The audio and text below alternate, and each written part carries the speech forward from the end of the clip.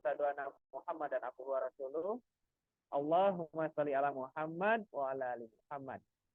Segala puji patut kita panjatkan pada Allah Subhanahu wa taala yang telah memberikan banyak nikmatnya kepada kita selaku hambanya. Sholawat serta salam semoga selalu tercurah kepada Nabi Muhammad Sallallahu Alaihi Wasallam, kepada keluarganya, kepada para sahabat, kepada para tabiin, kepada para tabiut tabiin, dan kepada kita selaku umatnya hingga akhir zaman. Alhamdulillah, selamat sore semua peserta sahabat surga yang sudah hadir di Zoom pada sore hari ini. Bagaimana kabarnya? Boleh dijawab di kolom komentar yang memang tidak memungkinkan untuk unmute. Alhamdulillah baik, Masya Allah. Alhamdulillah, saya Aditya Muhammad Ramdan pada kesempatan kali ini bisa memandu acara yang insya Allah dalam rangka menuju agenda Rabani. Masya Allah. Apa itu Rabani? Kita semua tadi melihat ada tayangan video seorang penggali kubur yang Masya Allah dibahagiakan di momen istimewa untuk bisa mudik ke kampung halamannya dan bisa membawa hadiah untuk membahagiakan orang tuanya di kampung halaman. Video tersebut merupakan salah satu tayangan di mana program Rabani ini akan membahagiakan sahabat istimewa. Lebih tepatnya, Rabani adalah singkatan dari program Ramadan Bahagia Bareng Sahabat Istimewa.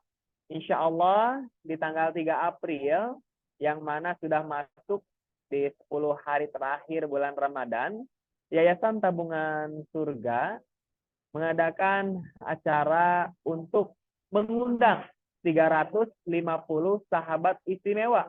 Siapa saja sahabat istimewa yang diundang? Insya Allah ada 7 kelompok di dalamnya, di mana akan dihadirkan para penghafal Al-Quran, guru ngaji kampung, marbot masjid, penggali kubur, supir ambulan, pejuang nafkah, dan sahabat disabilitas yang insya Allah akan dibahagiakan dan dimuliakan di momen yang istimewa 10 hari terakhir bulan Ramadan. Insya Allah akan ada tausiah beberapa ustadz sebagai program untuk juga rangkaian ngabuburit bareng sahabat istimewa. Kemudian ada penampilan seni dari Saung Angklung Ujo. Kemudian buka puasa bersama dan insya Allah diakhiri dengan sholat tarawih berjamaah dan juga pembagian hadiah untuk sahabat istimewa yang hadir dalam acara Rabani. Maka kegiatan pada sore hari ini dalam rangka perjalanan menuju program yang insya Allah akan dilaksanakan pada tanggal 3 April nanti insya Allah.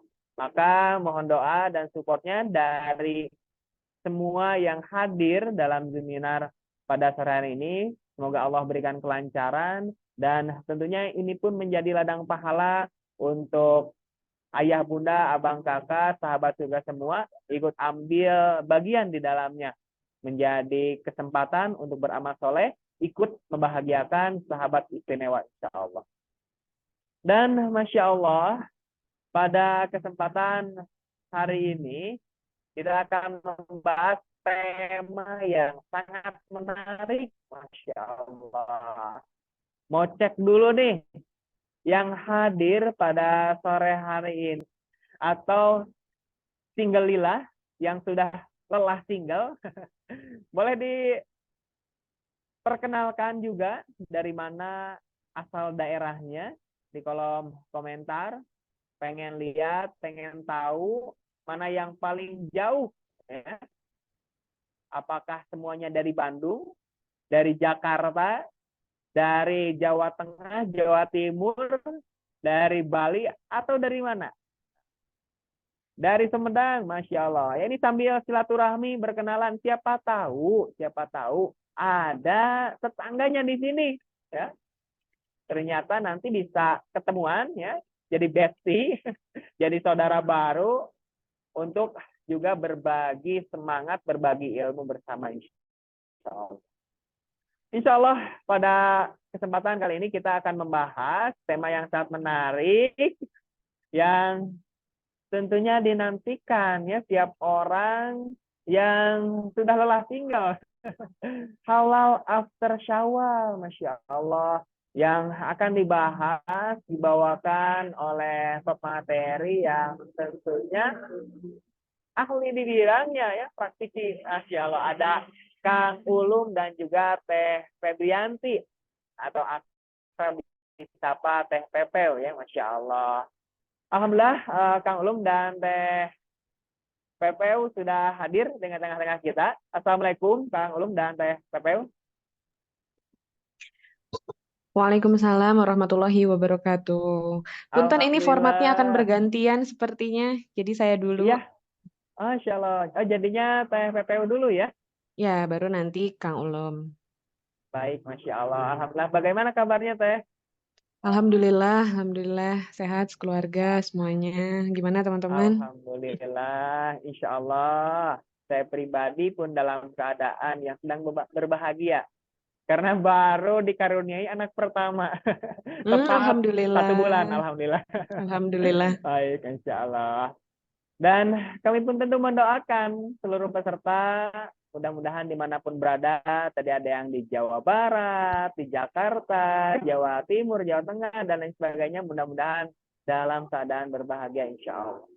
Baik, tidak berlama-lama, kita akan masuk langsung pada materi yang akan disampaikan oleh Teh PPU terlebih dahulu. Namun sebelumnya tentu kami mengajak untuk sahabat surga semua, peserta yang sudah hadir, sama-sama meluruskan niatnya untuk meraih ridho Allah Subhanahu wa Ta'ala. Dan mari kita luruskan niatnya untuk mendapatkan ilmu, karena barang siapa menempuh jalan untuk menuntut ilmu, Allah memudahkan baginya menuju surga. Dan untuk menambah keberkahan pertemuan kita pada sore hari ini, marilah bersama-sama kita mengucapkan basmalah.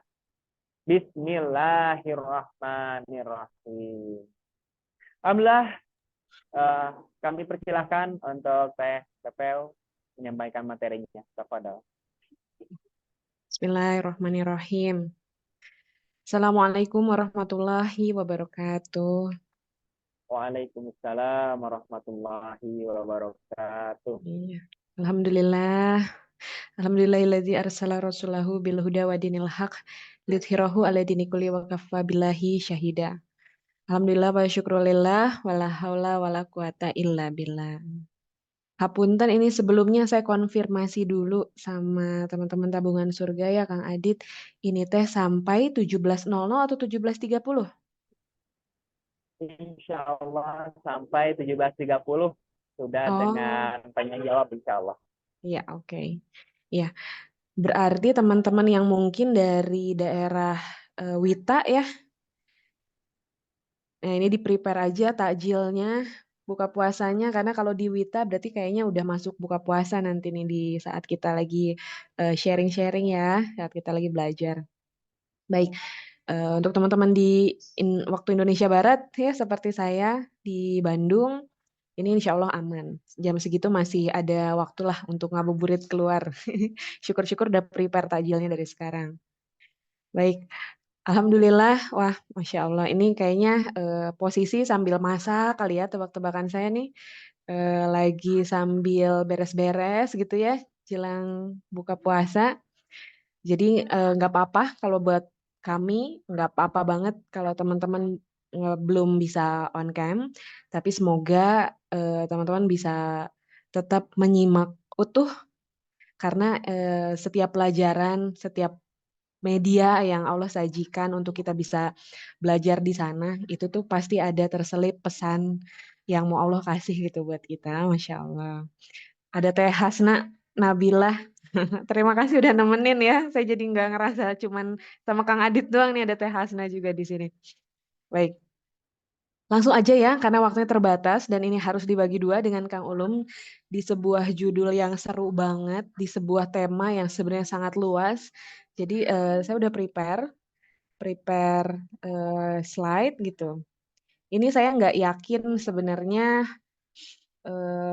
akan mengcover kebutuhan teman-teman. Jadi saya persiapkan aja dulu pokoknya slide-nya.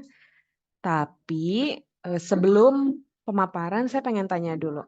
Khususnya untuk teman-teman muslimah ya. Karena di sesi saya, sesi yang pendalamannya akan lebih dari sudut pandang perempuan. Dan di sesi Kang Ulum, sesi yang nanti pendalamannya di sisi laki-laki. Jadi kalau ada kami, insya Allah pembahasannya akan sangat spesifik dari sisi perempuan dan dari sisi laki-laki. Karena meskipun tema pernikahan itu tema yang bisa jadi sama gitu ya.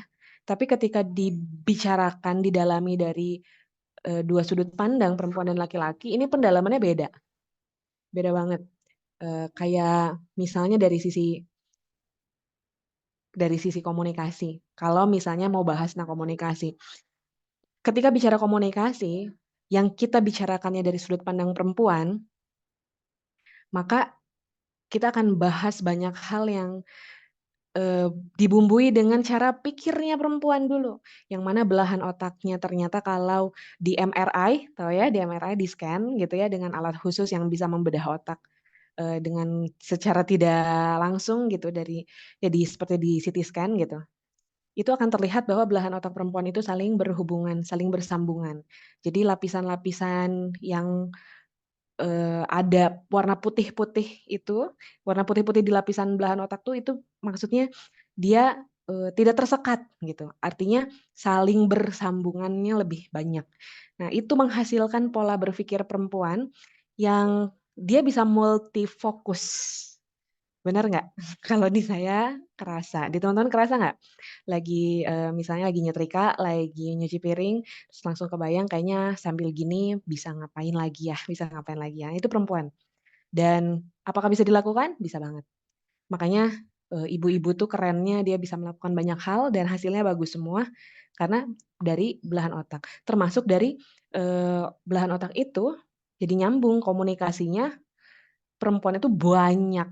Kosakatanya banyak, ceritanya banyak, bisa nyambung ke sana ke sini, ngalor ngidul dan gak capek karena dari otaknya begitu. Nah, dari sisi laki-laki, kalau dibedah belahan otak laki-laki ternyata beda banget sama perempuan. Di MRI-nya, hasil dilihatnya itu akan terlihat banyak sekat yang lebih tebal, membuat tidak terlalu banyak keterhubungan satu poin dengan poin yang lain gitu. Dan ini menyebabkan laki-laki itu kalau berpikir, dia berpikirnya jadi single fokus. Jadi dia harus selesai satu urusan, dari urusan itu beres, baru bisa pindah ke urusan yang lain. Dan kerennya, walaupun dia nggak multifokus, lelaki yang dikaruniai kekowaman ini spesialnya adalah dia jadi selalu totalitas di setiap apa urusan yang dia kerjain. Itulah kenapa Allah berikan keutamaan laki-laki itu dia jadi pemimpin, ya karena tadi single fokus. Setiap urusan itu harus total bagi laki-laki. Dan itu berpengaruh pada pola komunikasinya yang jadi nggak bisa bercabang.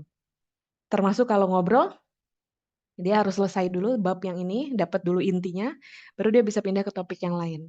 Nah ini kan urusan komunikasi. Dari sudut pandang perempuan dan laki-laki, meskipun temanya sama-sama komunikasi, ketika dibedah dari dua sudut pandang, perempuan dan laki-laki aja jadi beda.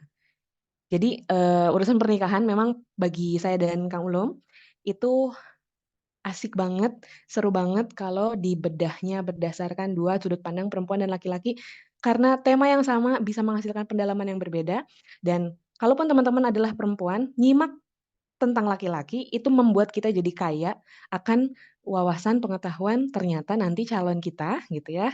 Kalau di sini kayaknya masih single ya dari judulnya kan untuk persiapan pernikahan ya. Jadi bisa ada pengetahuan bahwa nanti calon teman-teman semua ya akan kurang lebih gambarannya seperti itu secara umumnya. Yang laki-laki juga nyimak sesi saya itu nggak masalah sama sekali karena ini jadi gambaran akan jadi sebuah media memberi wawasan tentang bagaimana calon istri nanti gitu. Ini tema yang luas banget. Halal after Syawal saya maknai ya dari teman-teman tabungan surga ini adalah tentang persiapan jadi istri. terlepas dari sudah OTW ya, maksudnya udah kelihatan hilalnya, sudah kelihatan calonnya, kapan tanggalnya, ataupun belum sama sekali kebayang dengan siapa, insya Allah ini tetap bermanfaat, gitu ya. Nah, teman-teman sekalian, sebelumnya boleh dong kasih tahu lewat kolom komentar teman-teman perempuan yang eh, sekarang lagi di fase apa? Fase yang udah prepare, maksudnya udah bentar lagi atau sebulan lagi mungkin, atau nanti Syawal, atau nanti akhir tahun Masehi gitu ya, atau kapan? Atau kayaknya ini aku cuman lagi belajar aja sih Teh, ngisi waktu gitu. Silakan boleh kasih tahu dong supaya nanti pembahasannya jadi lebih tajam lagi karena tadi saking luasnya. Boleh bantu saya untuk mentajamkan. Silahkan. Ya, oke.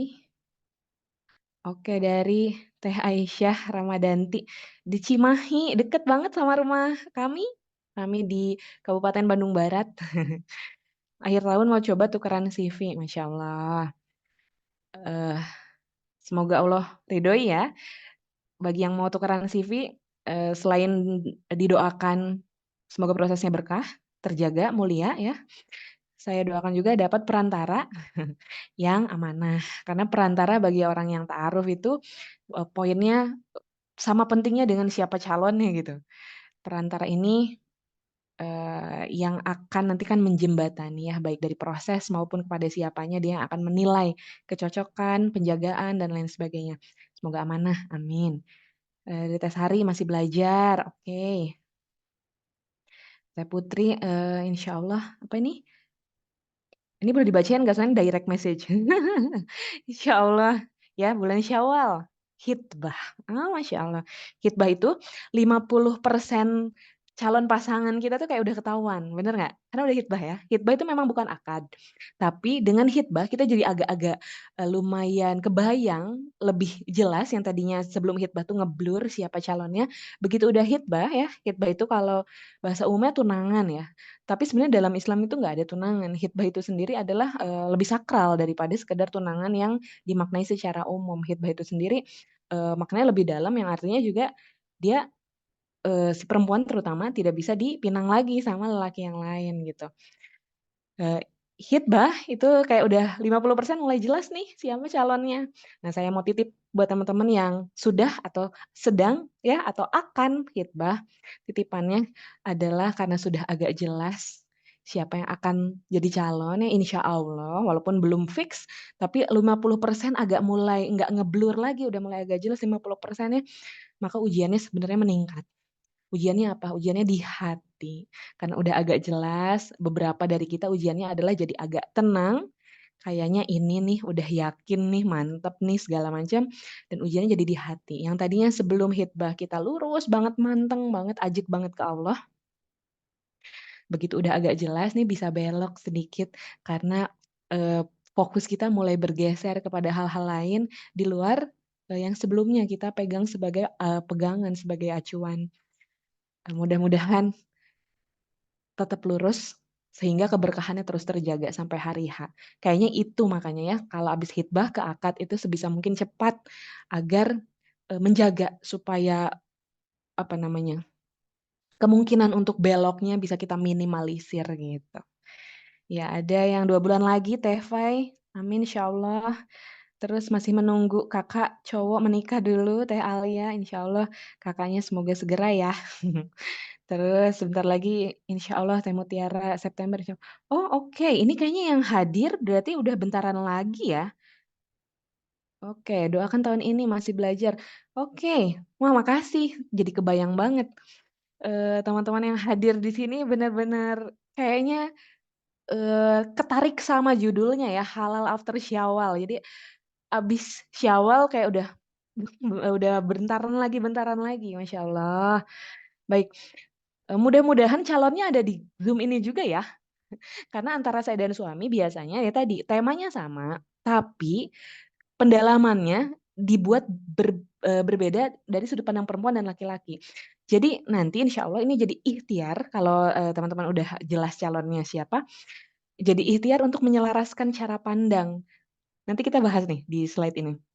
Jadi ikhtiar menyelaraskan cara pandang, gimana, upayanya kita sebagai calon istri dan calon kita sebagai calon suami itu dari garis start atau before start itu punya mindset atau pola pikir atau cara pandang yang kurang lebih sama. Ya, kenapa? Karena cara pandang atau pola pikir ini menentukan bagaimana keputusan-keputusan krusial nanti diambil. Dan ikhtiarnya adalah belajar bareng dari narasumber yang sama. Itu ikhtiar paling ideal. Baik, teman-teman perempuan persiapan jadi istri. Sisi perempuan ya, yang laki-laki boleh nyimak, boleh banget. Yang perempuan wajib. Kita ambil inti-intinya, pendalaman nanti pasti ada banyak konteks, kita bisa manfaatkan sesi Q&A ya. Mudah-mudahan yang disampaikan ini pun bisa menyusun pola pikir teman-teman. Bismillah. Jadi perempuan, apalagi sudah persiapan menjadi istri, jangan lupa nggak beres jadi istri aja. Kalau Allah kasih karunia nanti mudah dan cepat untuk berketurunan, maka nanti akan jadi ibu.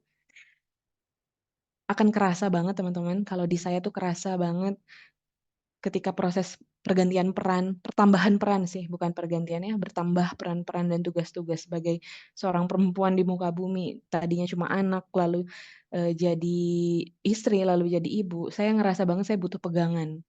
Jelas ya, pegangan itu ya pada Allah, Rasulullah, yang kalau konkretnya sekarang yang ada apa? Berarti Quran gitu. Ya itu pegangannya. Tapi kalau dari sisi manusia kadang kita kan butuh nyari ya. Kerasa nggak sih? Kalau saya sih kerasa. Saya butuh deh lihat manusia lain gitu yang sama-sama jenis makhluk yang sama saya, manusia, perempuan, yang di sana saya bisa belajar dari beliau tentang bagaimana saya menjalani peran-peran yang bertambah ini gitu. Pernah dengar ya, kalau nggak prepare, kalau nggak punya role model nanti jet lag-nya dahsyat gitu. Jet lag tuh kagetnya dahsyat. Jadi jet lag tuh pasti karena kita kan berubah, bertransformasi, bertambah peran.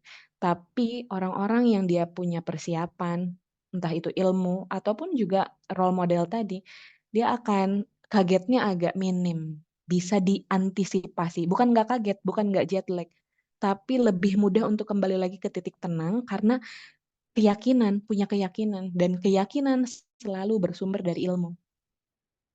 Makanya belajar itu nggak pernah sia-sia. Dan fun fact-nya, fakta menariknya, sebanyak apapun kita belajar sebelum menikah, setelah menikah kita akan tetap merasa ilmu yang kita pelajari dulu sebelum menikah itu kurang. Kenapa? Ini membuktikan sebenarnya mudah aja. Ini membuktikan bahwa ilmu Allah itu memang luas. Dan kita nggak akan pernah bisa seumur hidup kita tuh ngeraup semuanya. Seperti pernah disampaikan ya, kalau kita nyelupin jari ke laut, celup gitu, air laut, lalu kita angkat, airnya ada di jari kita menetes. Nah, yang netesnya itu adalah ilmu yang bisa kita serap. Segitu. Sedangkan air yang ada di lautannya itu adalah ilmu Allah. Jadi kebayang ya seluas itu. Makanya kalau mungkin di Zoom ini ada teman-teman yang baru nikah, terus ngerasa aduh aku preparationnya kurang nih, ilmunya kurang nih. Itu tuh sebenarnya normal dan wajar banget. Karena memang setelah nikah, semua yang pernah kita pelajari akan terus terasa kurang. Tapi bukan berarti ya udah nggak usah belajar, enggak. Justru merasa kurang adalah ciri pembelajar. Aku kurang nih, makanya belajar. Itu yang perlu kita rawat. Nah, kembali lagi tentang role model. Saya tuh ngerasa banget butuh banget pegangan sosok manusia gitu. Tentu role model, the ultimate role modelnya siapa? Rasulullah Shallallahu Alaihi Wasallam. Tapi pengen ya punya role modelnya perempuan karena ada bagian-bagian kehidupan yang itu nggak dijalani sama laki-laki, dijalani khususan untuk perempuan aja. Alhamdulillah ternyata dikasih sama Allah role model. Diriwayatkan dari Anas bin Malik radhiyallahu anhu, Rasulullah shallallahu alaihi wasallam bersabda, "Cukup bagimu 4 wanita terbaik di dunia. Satu, Maryam bintu Imran, ibunda Nabi Isa, Khadijah bintu Khuwailid. Dua, ya. Yang ketiganya Fatimah bintu Muhammad, yang keempatnya Asiyah istri Fir'aun. Ada 4 role model. Ini mah familiar lah buat teman-teman yang suka kajian muslimah.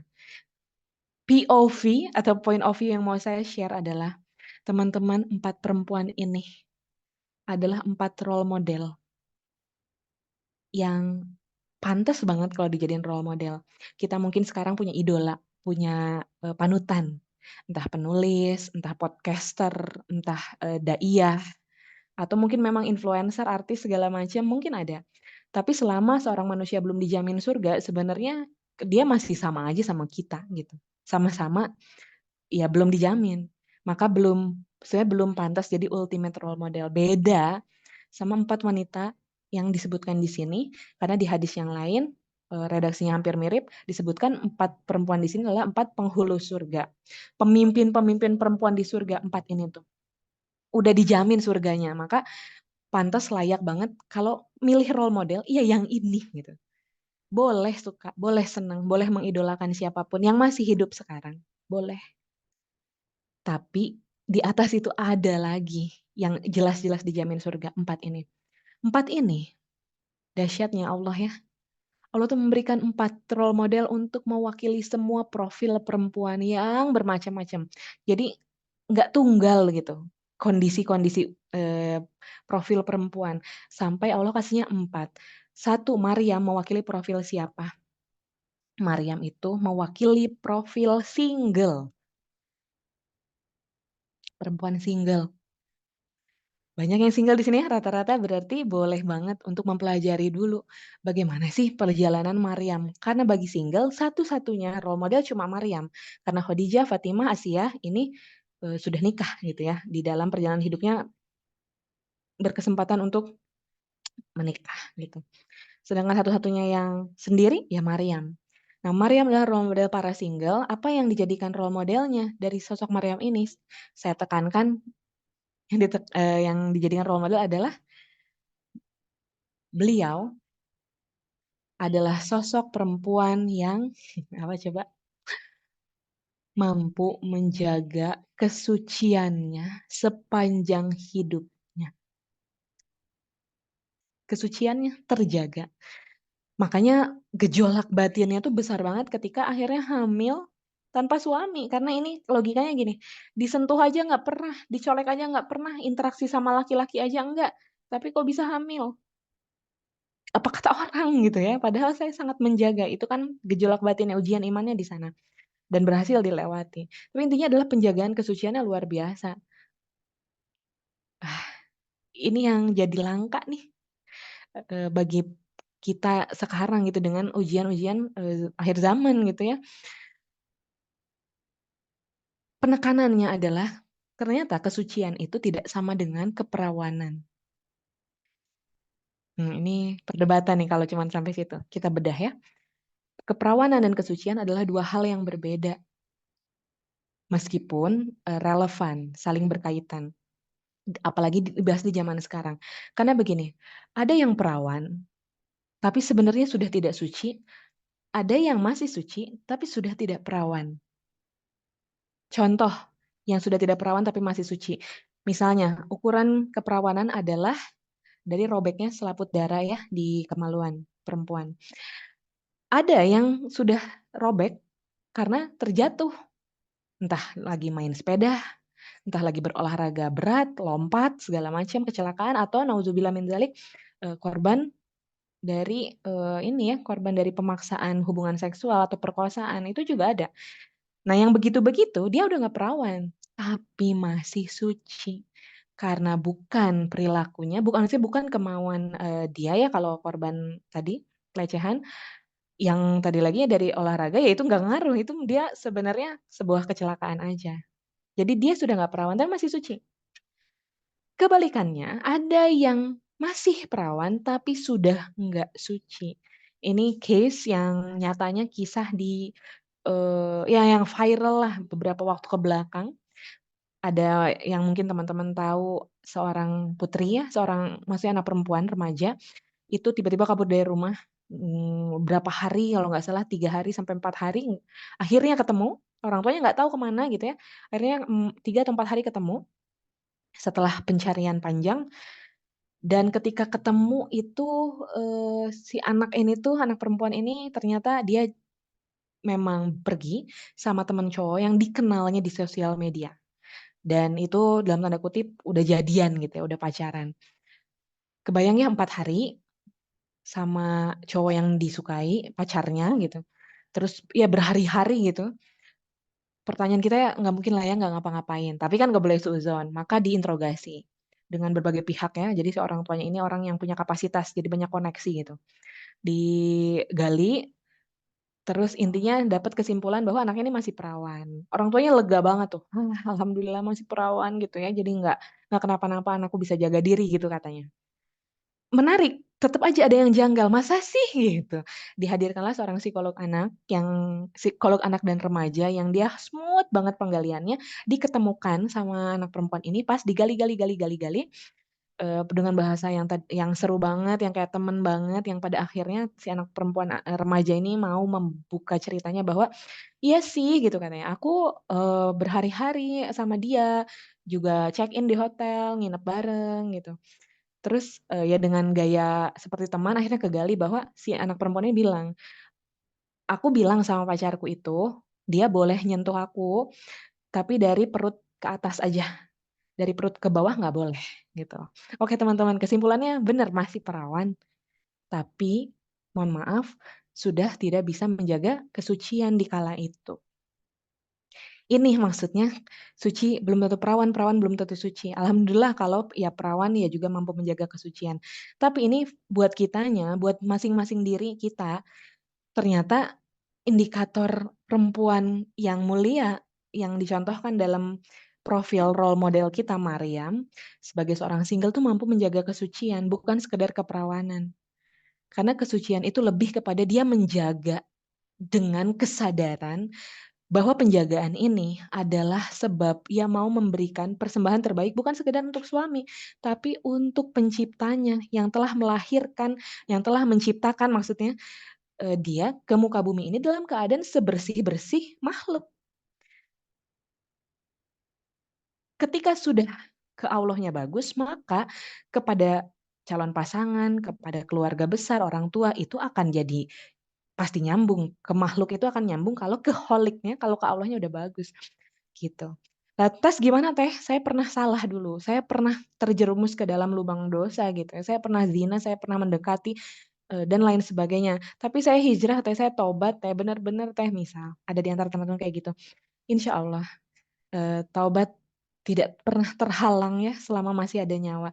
Silahkan lakukan taubatan nasuha, semoga Allah hapuskan dosa-dosa itu, dan mulailah dari titik nol lagi, jaga kesuciannya, mulai dari start pertaubatan itu dimulai. Ya, itulah teman-teman single sedang berupaya untuk masuk ke dalam barisannya Maryam bintu Imran. Selanjutnya Khadijah bintu Khuwailid. Nah, ini kalau udah masuk ke dunia pernikahan, halo teman-teman yang apa namanya? Gagah jelita. Jelitanya karena perempuan, gagahnya karena maskulin. Biasanya nih ya, perempuan-perempuan yang leadership-nya bagus ya. Ini terwakili sama profilnya Ibunda Khadijah yang keren banget, garda depan, pemimpin, ya leadership-nya oke banget. Beliau ini profilnya adalah pengusaha yang menguasai 2/3 perputaran harta Mekah. Ih dahsyat ya, 2/3 perputaran harta kota dikuasai oleh seorang perempuan. Itu ilmu dagangnya, selain ilmu dagangnya keren, ilmu leadership-nya pasti juara banget. Kepemimpinannya oke banget. Nggak mungkin dikerjain sendiri, pasti punya pasukan dong, punya tim, punya karyawan gitu ya kalau bahasa sekarang. Singkat cerita, Ibunda Khadijah yang segitu kerennya secara kepemimpinan di luar rumah, ketika sudah menikah dengan Rasulullah, banyak julukan yang diberikan kepada Ibunda Khadijah itu justru julukan-julukan yang amat sangat manis, yang cewek banget gitu ya, yang perempuan banget. Yang itu seperti tidak menggambarkan bahwa beliau tuh sosok yang leadership-nya bagus banget gitu. Sosok yang seperti menggambarkannya ya beliau kayak bukan yang pimpinan gitu. Ternyata apa yang bisa dipetik? Kerennya kamu di luar, bagusnya kamu di luar, bahkan ketika kamu adalah seorang pemimpin di luar, ketika kamu sudah menjadi istri, terutama, masuk ke dalam rumah, maka jubahmu lepaskanlah. Kedudukanmu yang tinggi itu di hadapan orang lain, lepaskanlah, karena ketika sudah menjadi istri, pimpinanmu adalah suamimu, dan lihatlah bagaimana Ibunda Khadijah bisa jadi role model. Beliau itu sosok istri yang kalau Rasulullah dengan istri-istri yang setelah beliau ya, itu istri-istri yang lain tuh lebih manja kepada Rasulullahnya gitu.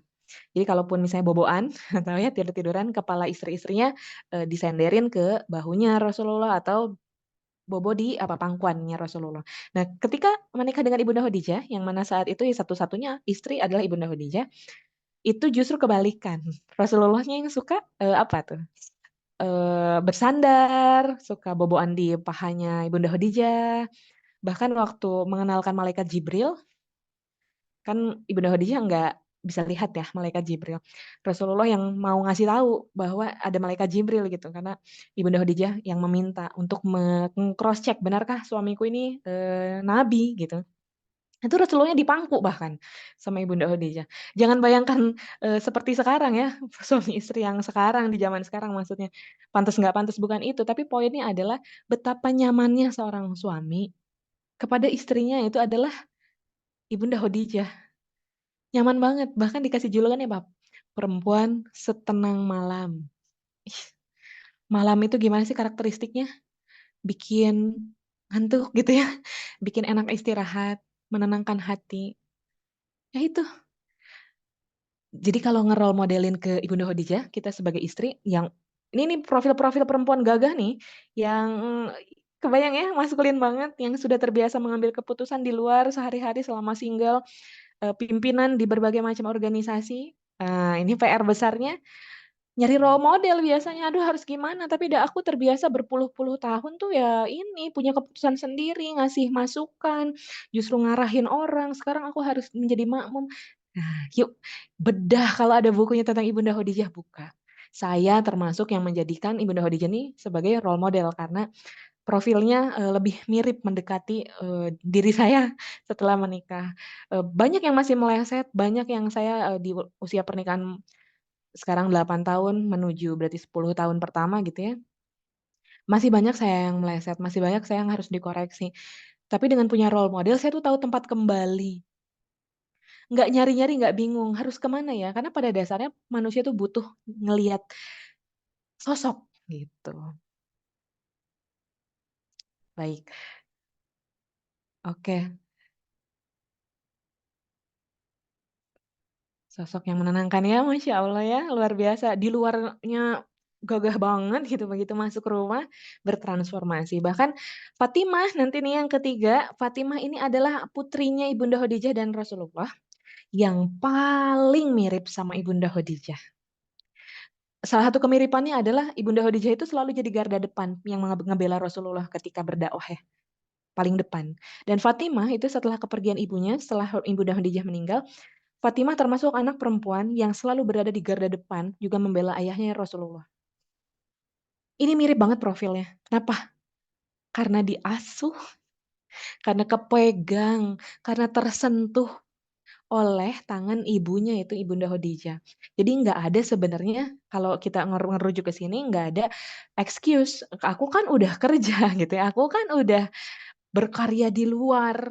Kok aku harus masih ngasuh sih? Ngasuh sama babysitter aja gitu. Ngasuh sama ya nenek kakeknya aja deh. Aku udah capek, itu nggak ada. Ibunda Khadijah tuh kepegang semua gitu. Bahkan ketika banyak urusan yang akhirnya nggak kepegang karena makin bertambah, yang dilepaskan adalah urusan-urusan yang di luar, urusan-urusan prioritas, termasuk urusan di dalam rumah, suami, anak, itulah yang digenggam erat. Bahkan sampai ujung akhir hidupnya kan semuanya hilang, bahkan hartanya pun diberikan untuk dakwahnya suaminya, untuk mendakwahkan Islam. Tidak ada yang tersisa, tinggal pakaian di badan, makanan yang sedikit, rumah yang seadanya gitu ya. Semuanya dilepaskan. Jadi beliau sangat tahu, Ibunda Khadijah tahu banget prioritas. Mana yang seharusnya digenggam, mana seharusnya yang mati-matian dipertahankan karena dibawa mati, dan mana yang dilepaskan aja karena itu nggak dibawa mati itu tahu. Saya sarankan cari risalahnya perjalanan hidupnya Rasulullah spesifik dengan Ibunda Khadijah bagi perempuan yang terwakili sama profil beliau. Lalu ketiga Fatimah bintu Muhammad. Ini mewakili teman-teman yang sudah jadi istri, misal kalau di sini belum nikah, nanti kita nggak tahu bagaimana kondisi ekonomi rumah tangga kita. Jangan pernah mengukur kemuliaan berdasarkan kekayaan ya atau harta benda di rumah tangga kita. Karena tidak berarti kaya itu dimuliakan dan miskin dihinakan, itu nggak sama sekali. Makanya Allah tuh adil ya. Allah kasih Ibunda Khadijah yang kaya raya gitu sebagai profil role model. Allah kasih juga Fatimah yang ujiannya adalah dengan kemiskinan gitu. Dan dijamin masuk surga tetap dengan kesabarannya. Bahkan ketika ada akhirnya bocor ngeluh kepada ayahnya dengan situasi rumah tangga yang minim ekonominya, Rasulullah tidak mengajukan doa kepada Allah supaya anaknya jadi kaya. Padahal Rasulullah kan doanya makbul ya. Enggak juga amal Rasulullah disampaikan apa gitu ya. Hanya disampaikannya satu yaitu ya bersabarlah dengan berzikir. Itu lebih baik bagimu. Ini untuk apa? Tetap begitu, untuk kesempurnaan role modelnya manusia-manusia perempuan akhir zaman seperti kita. Bahwa andai Anda jadi istri, suamimu, dirimu, keluarga kecilmu, bukan keluarga yang kaya raya berlimpah ruah gitu. Itu bukan ukuran kehinaan. Itu adalah ya ujian kehidupan aja. Selama bisa dilewati, insya Allah itu tetap baik gitu. Fatimah. Terakhir Asia istri Firaun mewakili profil yang perempuan yang setelah menikah, oh ini nggak ideal banget kalau secara kacamata kita. Ternyata suaminya zolim gitu ya atau kurang baik. Firaun seburuk-buruk lelaki.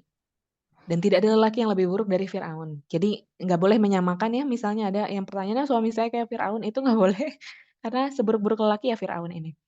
Asia, ih dahsyat. Bahkan Asia mewakili profil para perempuan yang pada akhirnya dia tahu bagaimana cara menjalani kehidupan di tengah kondisi yang sangat-sangat nggak sesuai. Kalau bahasa lagi kajian mah, ih jauh banget ini mah bertolak belakang. Jangankan jadi imam, jangankan jadi apa punya kowam suaminya, jangankan bisa membimbing ke jalan yang lurus. Ini mah jauh banget bahkan mengaku Tuhan.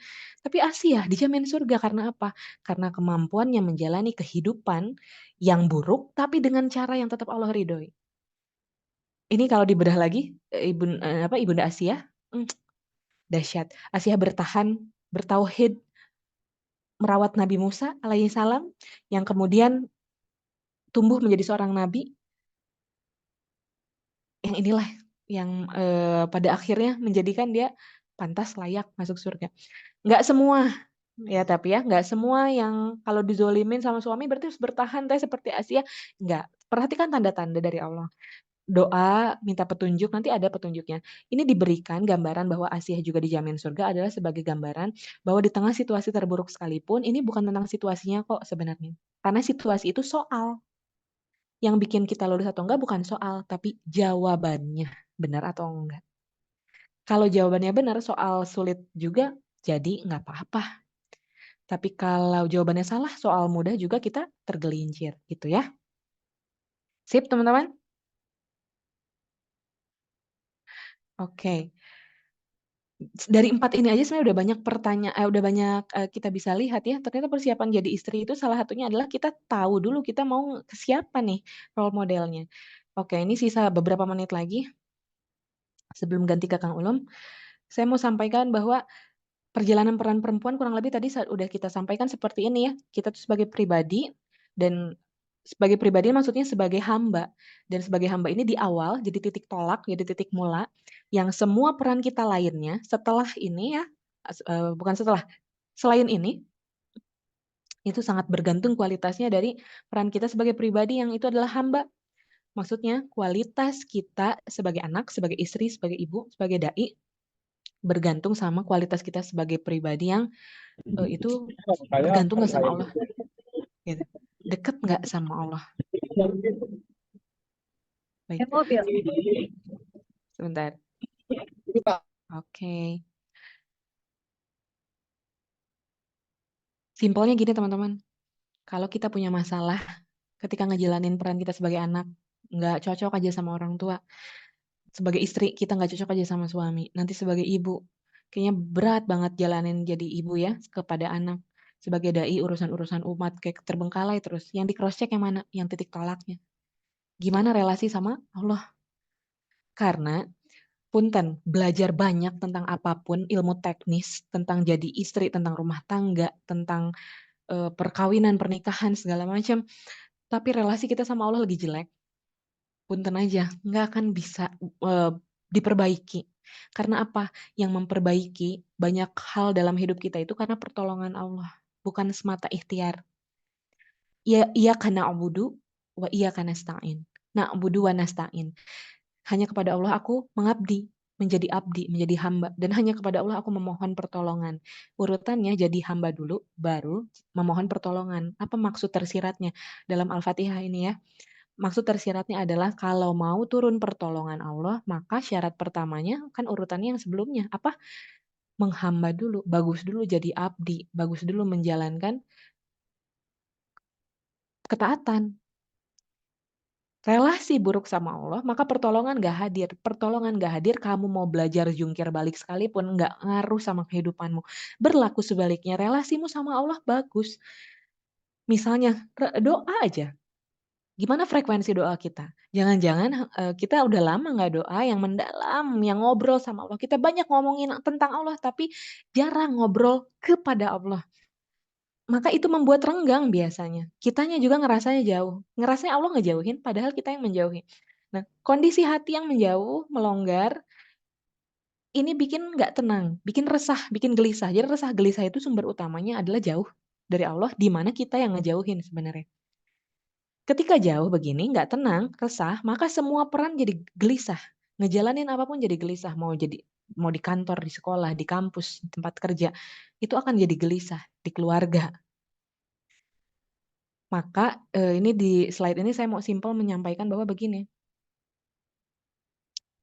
sebagai pribadi ini jadi titik tolak. Sebagai anak, ini kualitasnya bergantung kita gimana memahami relasi kita sama Allah. Nah, sebagai istri nanti, sebagai istri ini titik tolaknya tetap di sana, Ibu. Dan saya mau sampaikan terakhir, sebagai dai, ini adalah puncak dari peran kita di dalam Islam. Di dalam Islam itu nggak cuma kita puas ngejalanin 4 hal ini aja, peran-peran dalam keluarga.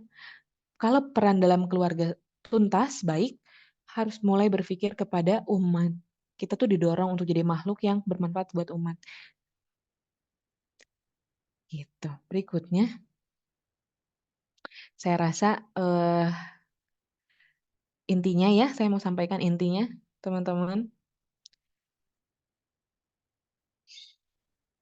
Persiapan jadi istri. Bentar, tunggu ya.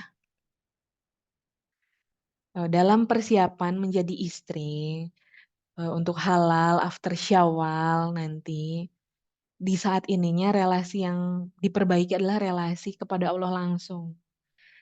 Gimana sih Teh konkretnya relasi kepada Allah? Kalau bagi saya ngerasain banget relasi dengan Allah itu bergantung pada sejauh mana kita punya fleksibilitas hati. Sejauh mana kita mau ditempa untuk ridho dengan segala yang ada. Karena gini, nanti setelah menikah ya teman-teman, sebagai perempuan, yang paling diuji, yang saya rasakan juga sendiri adalah fleksibilitas hati. Karena semua rangkaian perencanaan A, B, C, D, E, F, G, sampai Z, yang kita prepare, itu apalagi setelah nikah, ditambah nanti setelah jadi ibu, itu bisa semua nggak tercapai gitu, bisa semua nggak terrealisasi atau berubah-ubah urutan realisasinya. Yang kalau kita kekeh, yang kalau kita nggak punya fleksibilitas hati atau bahasa dalamnya adalah nggak punya keridoan ruang untuk Allah yang ngendaliin, berat gitu. Dan dari mana awalnya? Dari kita tahu 4 role model tadi, pelajari. Jadi supaya kita nggak belajar macam-macam tapi nggak ngaruh kepada prioritas hidup. Prioritas hidup kita adalah diridhoi Allah, masuk jannah gitu. Karena kita nggak pernah tahu usia sampai kapan. Harus benar role model. Rasulullah jelas nomor 1, tapi kalau mau cari yang perempuan, maka 4 di antara tadi. Berikutnya adalah kita tahu bahwa titik tolak dari semua peran adalah hamba. Nah berikutnya, itu dari sisi perempuan ya, karena perempuan itu makhluk perasaan. Ketika bicara makhluk perasaan berarti bicara hati. Bicara hati berarti bicara tentang kita memahami tadi, keriduan, fleksibilitas hati, tahu role model, mau, menyandarkan pada yang benar. Nah, bicara berikutnya adalah nanti tentang bagaimana kita memilih imam. Karena sekeren-kerennya kita saat single, udah nikah mah kita jadi makmum. Makmum tuh maknanya apa? Ngikutin imamnya. Coba jadi makmum sholat. Kita yang mimpin apa imamnya? Iya, imam yang mimpin, kita ngikut kan? Kita ngikut. Imam gerakannya takbir, kita takbir. Imam sujud, kita sujud. Kita ngikut. Jadi mau kita leadership-nya sebagus apapun di masa single, udah nikah kita makmum tetap. Followership yang lebih berperan dibanding leadership-nya. Maka, suka ada teman-teman yang bilang, "Teh boleh nggak sih pilih-pilih calon imam?" Ih boleh banget, selama belum jadi imam, maksudnya, belum nikah. Kenapa? Karena begitu kita nikah, kita menyerahkan kehidupan kita pada lelaki itu. Karena dia yang mandu, karena dia nahkodanya, kita ngikut kapal dia. Kalau nggak pilih-pilih, nanti banyak PR-nya. Bayangannya gini, kalau laki-laki cari istri, bayangannya adalah andai misalnya dapatnya perempuan yang belum terlalu belajar pun, laki-laki bisa menempa, bisa mendidik karena dia imam, imam didik makmumnya. Itu pantes dan enak aja sesuai fitrah bahkan. Seneng kok istri itu dididik, seneng banget bahkan kayak terpesona gitu, "Ah, suami aku mendidik aku," gitu. Ya kan? So sweet gitu kayaknya kalau ada suami ngedidik istrinya. Terbalik coba, dibalik ya, dibalik. Kalau, seorang perempuan asal pilih suami, "Ah, nanti juga bisa aku didik," kata si perempuannya. "Iya? Iya kah? Mama mendidik imamnya? Pantas? Layak?" Nggak enak ya rasanya. Nanti banyak pertanyaan, "Gimana supaya suamiku nggak tersinggung? Gimana supaya, imamku bisa menerima masukan aku?" Itu tanda apa? Tanda bahwa tidak mudah menjadi makmum untuk memberi masukan kepada pemimpinnya, pada pimpinannya, pada imamnya. Jadi pilah-pilih itu boleh, dengan syarat kita memahami apa yang harus dipilih. Dan inilah nanti sesi Kang Ulum berikutnya setelah ini yang akan membuka, bahasan tentang laki-laki, dari sisi laki-laki, yang kalau disimak oleh laki-laki jadi punya panduan untuk diri, yang kalau disimak oleh perempuan jadi punya gambaran yang seperti bagaimana sih yang, insya Allah mampu untuk jadi imam saya gitu. Siap? Oke, Kang Adit ini saya langsung ke Kang Ulum atau mau dijeda dulu sama Kang Adit? Baik, boleh saya langsung masuk ke materi dari Kang Ulum. Great. Oke, saya panggilkan dulu Kang Ulumnya, mangga. Kang Adit mau menjeda dulu sekedap. Baik, hatur nuhun Teh Beb. Masya Allah. Kita tadi banyak belajar ya untuk halal after Syawal, bagaimana tadi disampaikan persiapan menjadi istri. Mulai dari role modelnya siapa, kemudian juga perjalanan peran sebagai wanita wanita itu seperti apa, Masya Allah. Mulai dari perannya menjadi seorang hamba, seorang anak, kemudian juga tadi sampai bukan hanya tidak cukup hanya berperan di keluarga, tetapi ketika semua itu sudah selesai tuntas dilaksanakan, maka harus juga berperan di umat, Masya Allah. Dan mudah-mudahan materi yang telah disampaikan ini menjadi bekal khususnya untuk akhwat ya, teteh, kakak yang hadir pada sore hari ini, siap untuk menjadi istri dan siap untuk halal after sawal insya Allah. Dan tentunya boleh sambil menyimak juga ya, untuk saling mendoakan juga ya, mendoakan seluruh peserta yang hadir di sini. Alhamdulillah Kang Ulum sudah hadir di tengah-tengah kita. Kang Ulum sudah siap? Ya, hadir. Baik, tafadhal Kang Ulum.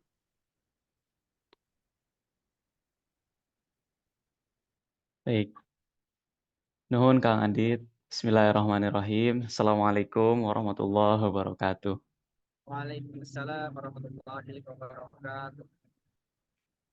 Alhamdulillah. Salatu wassalamu ala rasulillah wa la hawla wa la quwata illa billah. Asyhadu an la ilaha illallah wa asyhadu anna Muhammadar Rasulullah. Allahumma sholli ala Sayyidina Muhammad wa ala ali Sayyidina Muhammad. Qala rabbi auzi'ni an ashkura ni'mataka allati an'amta alayya wa ala waliday wa an a'mala sholihan tardah wa aslih li fi dzurriyyati inni tubtu ilaika wa inni minal muslimin. Baik. Kang Adit, tadi saya belum nyimak, kita sampai jam 5 atau setengah 6? Insya Allah sampai setengah 6. Setengah 6 ya. Siap. Baik. Sebelum masuk sesi saya, teman-teman yang hadir silahkan, terutama yang ikhwan, ya, yang tidak ada uzur, tidak ada darurat, silakan boleh on kamera, gitu. Sebelum masuk ke sesi dari point of view laki-laki, adakah pertanyaan terlebih dahulu untuk sesi yang pertama tadi di istri, ya, sesi istri tadi.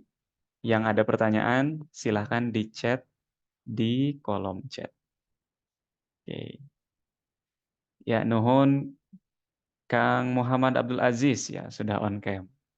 Dari mana Kang Aziz? Bandung?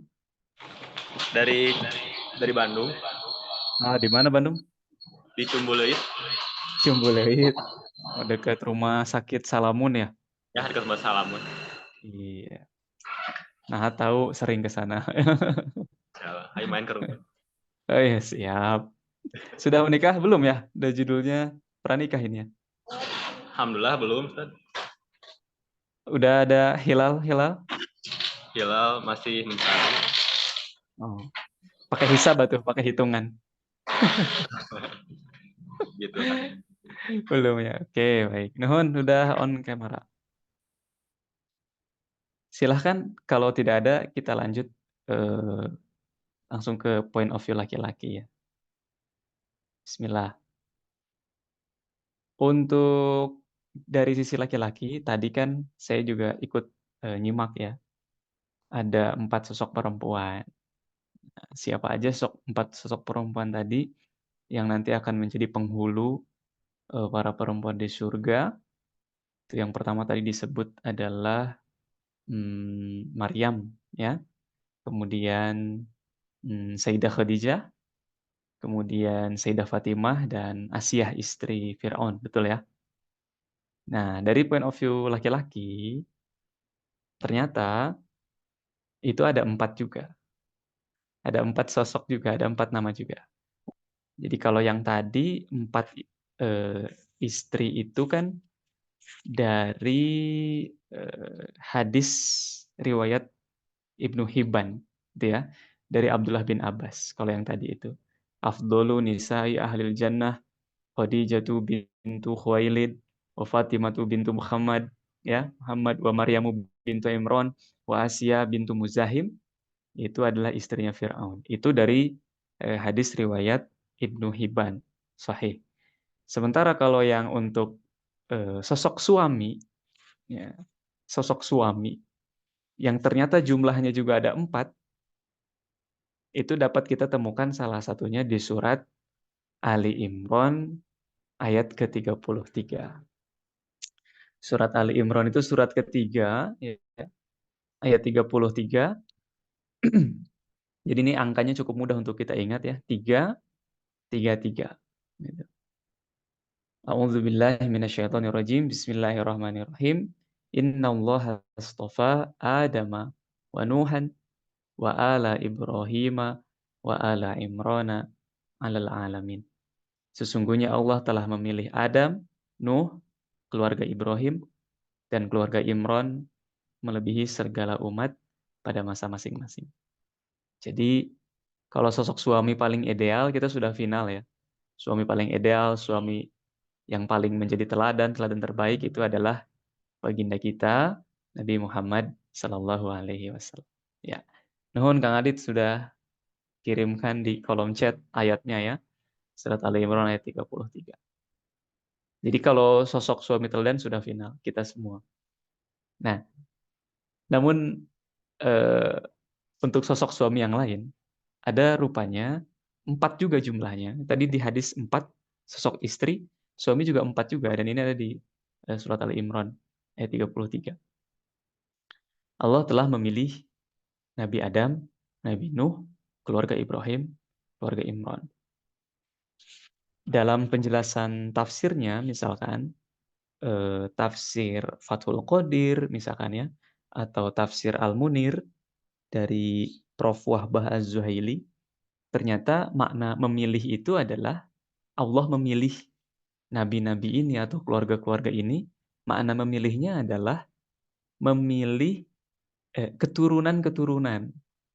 Jadi dari Nabi Adam misalkan, Allah memilih Nabi Adam karena menjadi bapak manusia, jelas. Menjadi bapak atas keturunan-keturunan manusia. Kemudian memilih Nabi Nuh itu karena disebut sebagai Adam kedua. Jadi Nabi Nuh itu punya julukan Nabi Adam kedua. Karena dari semua manusia yang sekarang hidup ini, semuanya jalurnya adalah itu mengerucut ke Nabi Nuh, baru kemudian ke Nabi Adam gitu.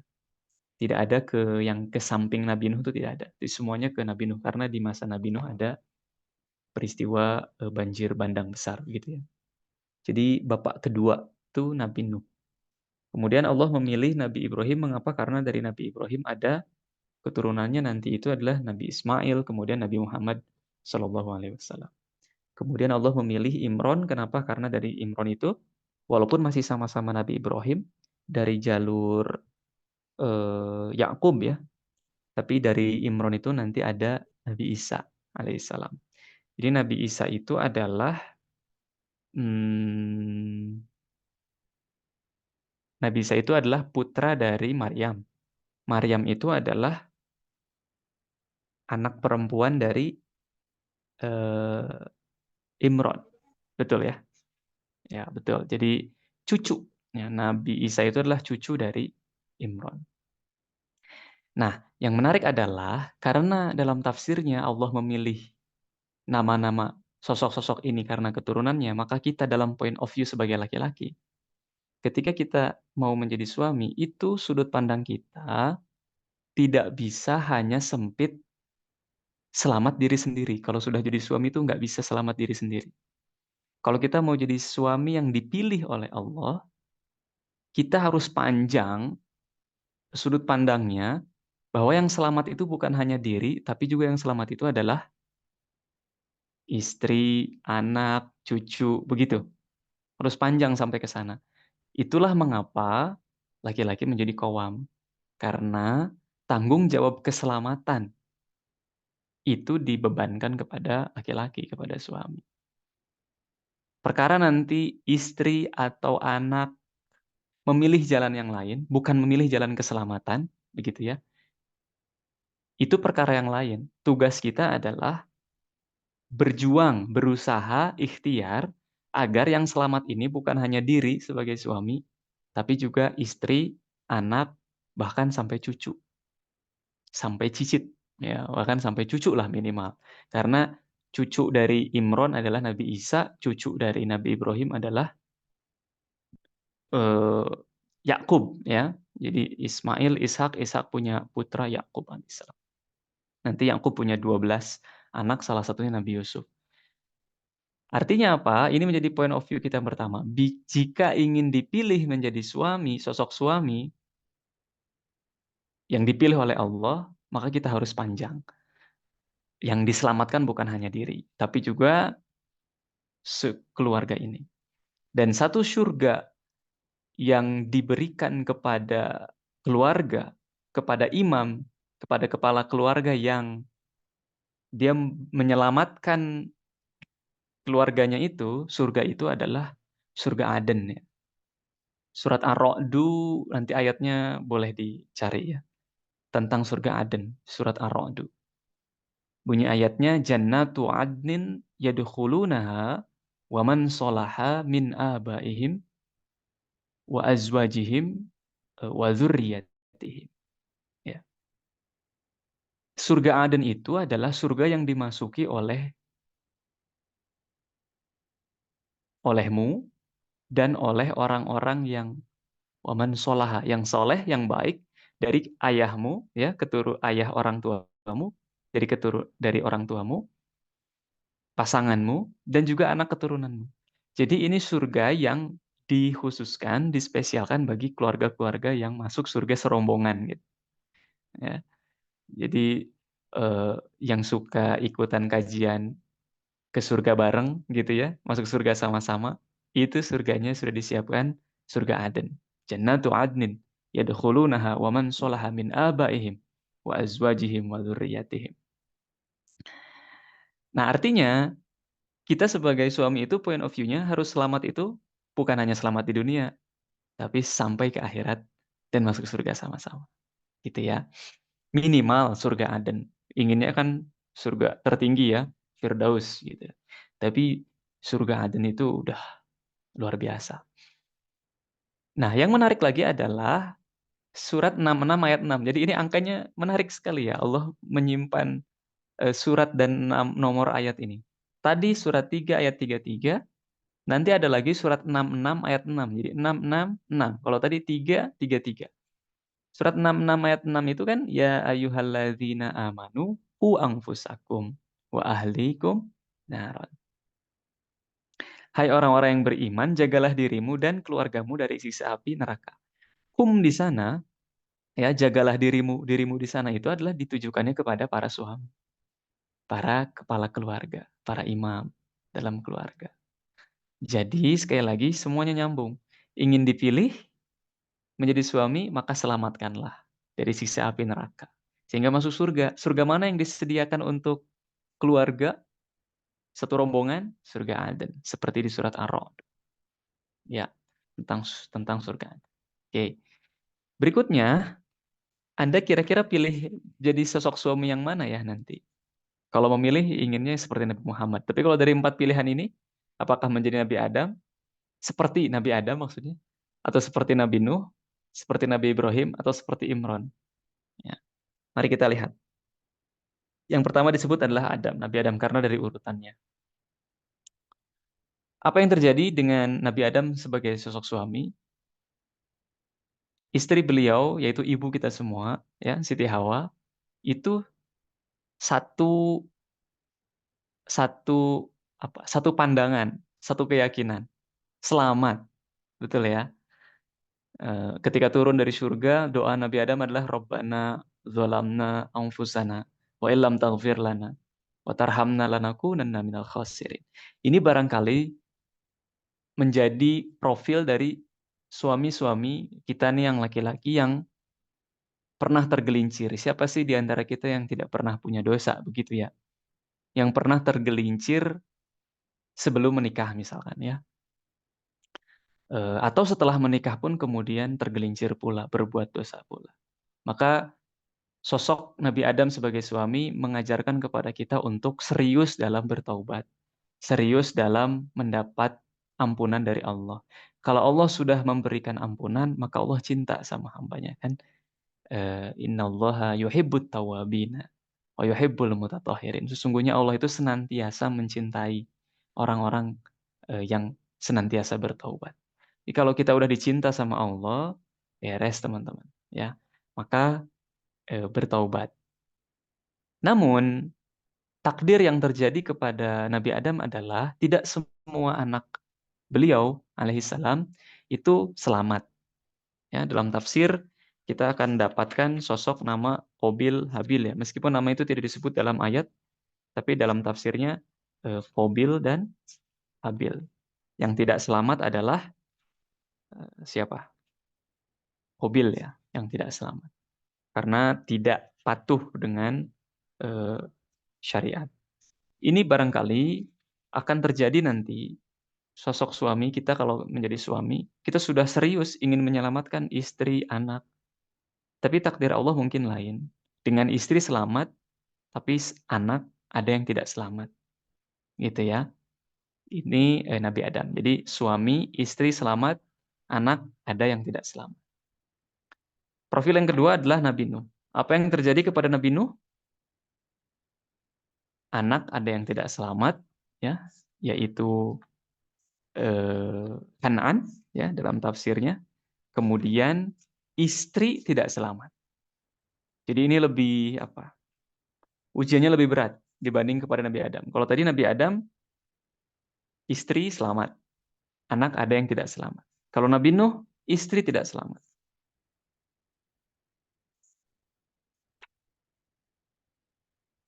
Surat At-Tahrim juga 66 ayat 10. Bahwa istri Nabi Nuh tidak selamat. Daraballahu mathalan lilladzina kafaru imra'ata Nuh wa imra'ata Lut. Allah membuat perumpamaan bagi orang-orang kafir, istri Nuh dan istri Lut. Kanata tahta abdaini min ibadina salihaini fakhonatahuma, ya. Keduanya berada di bawah pengawasan dua orang hamba yang soleh di antara hamba-hamba kami, lalu kedua istri itu berkhianat kepada kedua suami. Dan kedua suaminya tidak dapat membantu sedikit pun. Jadi profil yang kedua Nabi Nuh, ya, itu adalah suami yang ya selamat, anaknya ada yang tidak selamat, istrinya tidak selamat. Ya. Ini yang kedua. Berat. Kalau tadi ketika istri saya nyampein kan, kayaknya yang berat cuman Asyah istri Fir'aun doang ya, kayaknya yang berat ya. Yang tiganya tuh enak gitu kan ya. Enak seperti menjaga kesucian, kemudian walaupun Maryamnya, Sayyidah Maryam ketika di surat Maryamnya sebenarnya tidak mudah menjalani itu ya. Tidak disentuh tapi hamil. Kan jadi bahan gunjingan itu kan tidak mudah sekali itu. Kemudian Sayyidah Khadijah gitu ya, enak. Walaupun ketika menjalaninya Sayyidah Khadijah tidak enak ya gitu. Kemudian Fatimah, Sayyidah Fatimah. Jadi relatif rata-rata perempuan, aku nggak mau kayak Asia istri Fir'aun gitu ya. Aku sholat, suamiku nggak sholat gitu ya. Suamiku Fir'aun gitu ya. Rada nggak mau. Tapi ini laki-laki, lebih berat ternyata 4 sosoknya. Ya. Siapa yang bisa berbahagia masuk surga, tapi istrinya tidak masuk surga kan gitu. Kita kan inginnya sama-sama. Dan itu terjadi kepada Nabi Nuh alaihissalam. Bahkan anaknya pun tidak. Nah kemudian Nabi Ibrahim. Kalau Nabi Ibrahim jelas ya. Beliau selamat, istri beliau selamat, anak beliau selamat, Nabi semuanya, cucunya pun selamat. Nah ini rata-rata biasanya ini yang jadi kejaran gitu ya. Selamat semuanya. Dan bagaimana dengan Imron? Imron beliau selamat ya, dipilih oleh Allah. Istri beliau pun Hannah binti Fakud gitu, itu selamat, dan anaknya yaitu Maryam itu selamat. Namun apa yang terjadi kepada ayah Imron? Yang terjadi kepada ayah Imron adalah beliau wafat sebelum melihat anaknya. Jadi ketika Sayyidah Maryam, ya, Maryam masih di dalam kandungan ibunya, itu ayah beliau yaitu Imron, ayah Imron itu meninggal dunia. Maka yang halal after Syawal, Anda sudah nikah, istri Anda hamil, kita tidak tahu usia ya. Anda sudah menikah, istri Anda hamil, kemudian wafat Anda, gitu ya. Ya, mudah-mudahan ada dalam barisan ayah Imron ini, gitu ya. Kan tidak ada yang tahu, kan begitu. Dan kemudian istri Anda, anak Anda itu sosok yang selamat, menjadi selamat luar biasa, berkiprah. Itu bisa jadi. Maka kalau tadi yang perempuan itu rata-rata berat 1, ya, Aisyah istri Fir'aun, yang ini beratnya 3 nih suami. Ya, beratnya 3. Tidak menyaksikan istri dan anaknya tumbuh selamat gitu. Kan berat juga. Tapi itu yang terjadi. Nah, kira-kira Anda kira-kira memilih menjadi yang mana? Itu harus siap. Kadang kita inginnya yang mana, takdir Allah berkata lain begitu ya. Kita hanya bisa mengikut saja. Baik. Itu 4. Dan materinya kalau ingin selamat semua gitu ya. Ini ikhtiar. Ikhtiar kita sebagai manusia adalah kami di sekolah rumah tangga itu punya yang namanya frame of life. Jadi menyelaraskan cara pandang hidup. Gitu. Betapa banyak suami istri yang kemudian menjadi konflik. Konflik itu kan awal mula dari perpisahan jarak, perpisahan pandangan. Kemudian dari perbedaan pandangan itulah kemudian jadi satu selamat, yang lain tidak selamat. Naudzubillah kalau dua-duanya tidak selamat, begitu ya. Nah, frame of life atau cara pandang hidup itu kalau tidak diselaraskan itu akan menjadi apa namanya? pintu untuk konflik. Maka kita perlu untuk selaraskan. Bentar. Ada di slide bentar ya saya. Ini masih di Asia. Nah, ini dia. Nah, beradaptasi dengan proses penyelarasan. Ini terlihat ya. Screen-nya terlihat. Dengan cara pandang yang berbeda. Ada rumus begini teman-teman, boleh sambil dicatat ya. Bahwa frame of life atau cara pandang hidup itu komponennya adalah FOR, frame of reference, sekumpulan referensi, dan FOE. Ini maksudnya FOE ya yang bawah ini, bukan FOR lagi, FOE. Frame of experience, sekumpulan pengalaman. Jadi mengapa suami punya sudut pandang? Karena dia punya referensi dan dia punya pengalaman. Kenapa pula istri punya sudut pandang hidup? Karena ia punya referensi dan punya pengalaman. Contoh, saya punya pandangan hidup, istri juga punya pandangan hidup. Contohnya ketika sakit. Pengalaman hidup istri dari sejak sebelum menikah ketika sakit adalah dari keluarganya itu mudah sekali ke dokter, mudah sekali ke rumah sakit. Bahkan cerita istri saya adalah untuk sakit head saja, datang bulan saja, itu sampai ke UGD gitu ya. Sampai dibawa ke sana.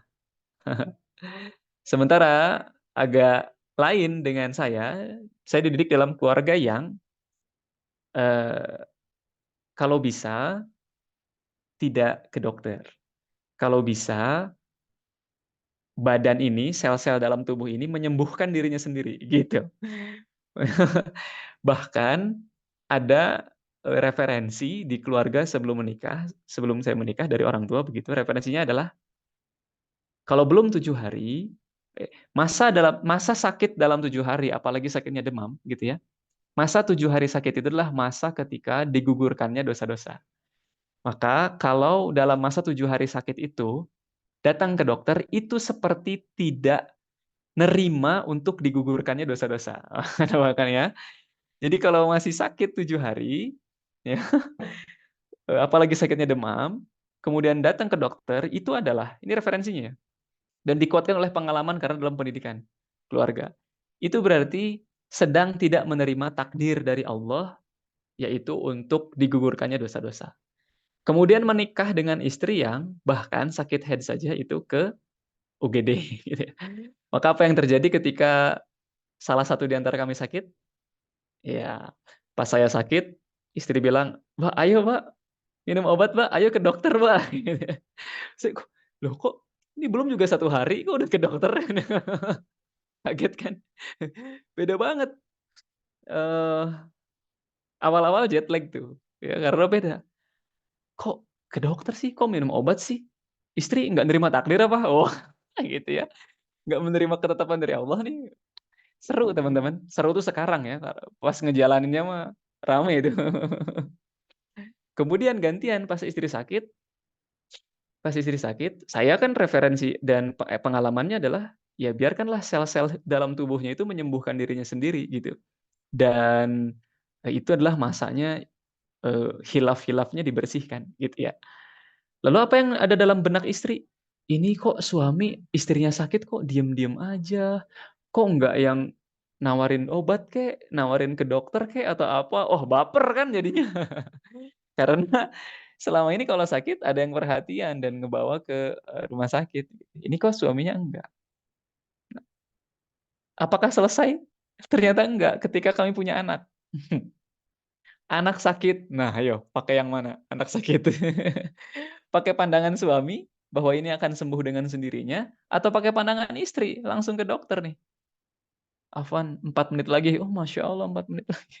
Baru mulai. Oke, nggak apa-apa. Artinya adalah perbedaan sudut pandang itu berpotensi untuk timbul konflik. Maka oleh sebab itu perlu diselaraskan. Sebab konflik itu nanti kalau tidak diselaraskan bisa membawa kepada ketidakselamatan, baik di dunia ataupun di akhirat, begitu ya. Nah, bagaimana menselaraskannya? Kita lihat. Menselaraskannya adalah lihat komponen-komponennya. Referensinya disamakan. Kira-kira, jadi ada di sini penting yang ngobrol tuh di sini. Dari mana sih referensinya? Kalau sakit itu nunggu 3 hari, 7 hari, nanti sembuh dengan sendiri, gugurnya kesalahan, itu disampaikan, ini referensinya. Begitu. Kemudian ceritakan pula pengalaman. Supaya apa? Supaya timbul kemakluman. Oh, pantesan begitu. Karena pengalamannya begini. Jadi muncul maklum. Maklum itu efektif untuk meredam konflik. Mengapa? Karena teman-teman perlu tahu ya, yang nanti akan halal after Syawal ya. Konflik itu terjadi ketika kita punya ekspektasi yang sangat tinggi terhadap pasangan. Dan realita nggak fit dengan ekspektasi itu. Jadi realita di bawah ekspektasi. Nah, untuk menurunkan ekspektasi itu, caranya adalah dengan maklum. Kalau kita maklum, ekspektasi nggak terlalu tinggi. Kalau kita nggak maklum, ekspektasi tinggi banget. Gimana caranya supaya maklum? Ini, sharing pengalaman begini, sharing experience begini. Sering-sering ngobrol tentang pengalaman yang terjadi, yang membentuk sudut pandang hidup gitu, yang membentuk cara pandang hidup. Karena ada pengalaman begini, makanya sekarang saya jadi pandangannya begini gitu. Nah, dalam FOR dan FOE ini, mana yang harus diutamakan? Apakah referensi atau experience? Jelas, yang harus diutamakan adalah referensi, karena pengalaman orang beda-beda. Ya, pengalaman orang beda-beda. Tapi kalau referensi itu bisa sama, panduan bisa sama. Jadi yang harus diutamakan adalah referensi. Itu pengaruhnya harus lebih besar. Jadi pengaruh referensi harus lebih besar dalam membentuk pandangan hidup. Ya, daripada pengalaman. Seharusnya begitu. Tapi terhadap mental, mana yang lebih kuat? Terhadap diri. Ternyata yang lebih kuat mempengaruhi mental, mempengaruhi keputusan hidup adalah pengalaman hidup. Ini realitanya begitu. Jadi pengalaman itu punya pengaruh yang kuat, padahal semestinya dia diposisikan lebih rendah daripada referensi. Disitulah pentingnya, bukan pentingnya, disitulah peluang untuk menambah amal soleh ketika sudah berumah tangga ya. Jadi kita tahu bahwa referensi harus lebih diutamakan, cuman pengaruhnya ternyata lebih besar experience atau pengalaman hidup. Nah, maka harus ngobrol. Ayo kita sepakati bahwa memang referensi harus lebih diutamakan daripada pengalaman. Saya pikir untuk materi mah segitu ya. Mari kita buka sesi diskusi dan tanya jawab. Untuk teman-teman yang belum kelihatan hilalnya ya di bulan Syawal, tenang. Topik kita kan halal after Syawal. Yang namanya after berarti setelah, bukan pada saat Syawal kan gitu. Nah, apakah after Syawalnya itu adalah tahun depan, tahun depannya lagi, pokoknya after Syawal gitu ya. Silakan Kang Adit, saya kembalikan ke Kang Adit lagi. Baik, Masya Allah. Terima kasih Kang Ulum yang telah menyampaikan ya materi eh, point of view dari sisi laki-laki. Masya Allah, ternyata menarik ya bahwa untuk kita sebagai role model baik ikhwan dan akhwat itu ada 4 tadi ya disampaikan. Ya tentu itu di luar dari sosok baginda Nabi Muhammad yang itu sudah harus menjadi teladan bagi kita semua. Dan Masya Allah tadi disampaikan ya betul Kang Ulum tentang pengalaman juga referensi itu yang dialami gitu setelah menikah dan boleh jadi itu tidak pernah diajarkan di kelas-kelas pranikah sebelumnya. Masya Allah, dan itu menjadi tadi betul ladang pahala untuk kita ketika berperan sebagai suami ataupun sebagai istri. Masya Allah. Banyak sekali ilmu yang tentunya telah didapatkan, namun pasti banyak juga pertanyaan dari Akang Teteh, Ayah Bunda, sahabat surga, seluruh peserta yang sudah hadir di sini. Dan alhamdulillah sudah ada pertanyaan di kolom komentar dari Kak Aisyah Ramadanti di Cimahi. Ini pertanyaan sepertinya buat Teh Pepeo ya. Izin dibacakan. Bismillah. Sebelumnya jazakallah khair untuk PPP telah memberikan materi yang sangat eh, sangat memberikan bekal ya untuk Teh Aisyah khususnya. Semoga Teteh dan keluarga dalam rahmat Allah. Kemudian izin bertanya Teh, di masa single memang sekarang terasa sangat dominan di leadership. Maskulinnya lebih dominan karena sudah ditinggal bapak sejak kecil. Lalu bagaimana cara kita mengimbangi sisi maskulin kita? Apa nanti saja dipersiapkannya atau dari sekarang bisa kita latih supaya nanti kita siap taat pada suami dan mengurangi konflik di awal pernikahan. Bagaimana ikhtiar kita untuk siap taat dan mengurangi sisi dominan kita. Jazakumullah khair. Mungkin itu Kang Ulum boleh dijawab pertanyaan dari Teh Aisyah. Ya, yang pertama adalah perlu yakin dulu bahwa menjadi lemah lembut itu bagi perempuan itu bukan transformasi yang sulit. Perlu yakin dulu nih. Justru menjadi lemah lembut yang perempuan banget itu justru adalah sedang menjadi kesejatian dirinya sebagai perempuan gitu ya. Dan kalau orang sedang menjalankan kesejatian dirinya, itu langkahnya akan dimudahkan. Seperti kita berjalan di eskalator tapi yang datar. Kalau ke bandara kan suka ada eskalator tapi datar gitu ya. Itu kita bergerak juga, cuman yang kita pijak juga dia ikut bergerak juga. Jadi dengan effort yang ringan, resultnya hasilnya jauh gitu. Beda kalau misalkan kita arahnya berlawanan dengan arah dari eskalator itu. Effortnya banyak, hasilnya nggak ada karena kita kayak lari tapi lari di tempat gitu ya. Itu penggambaran seolah-olah kita lagi nggak jadi diri kita sendiri. Nah, tenang aja ya, perlu yakin bahwa perempuan yang lemah, menjadi perempuan yang lemah lembut itu justru sesuai dengan kesejatian dirinya dan itu pasti akan dimudahkan. Nah, bagaimana upaya-upayanya? Sisi rasa itu ditempatnya oleh perilaku ternyata. Ya, jadi perilaku itu ternyata menempa perasaan. Maka mulailah sadar memilih perilaku-perilaku yang akan melembutkan rasa, melembutkan hati. Kalau masih ada orang tua ini ditinggal bapak sejak kecil, mungkin ada ibu atau mungkin ada kerabat yang lebih tua begitu ya. Maka mulailah dengan sadar untuk memberikan pelayanan. Ya, baik sebagai anak atau sebagai keponakan atau sebagai cucu.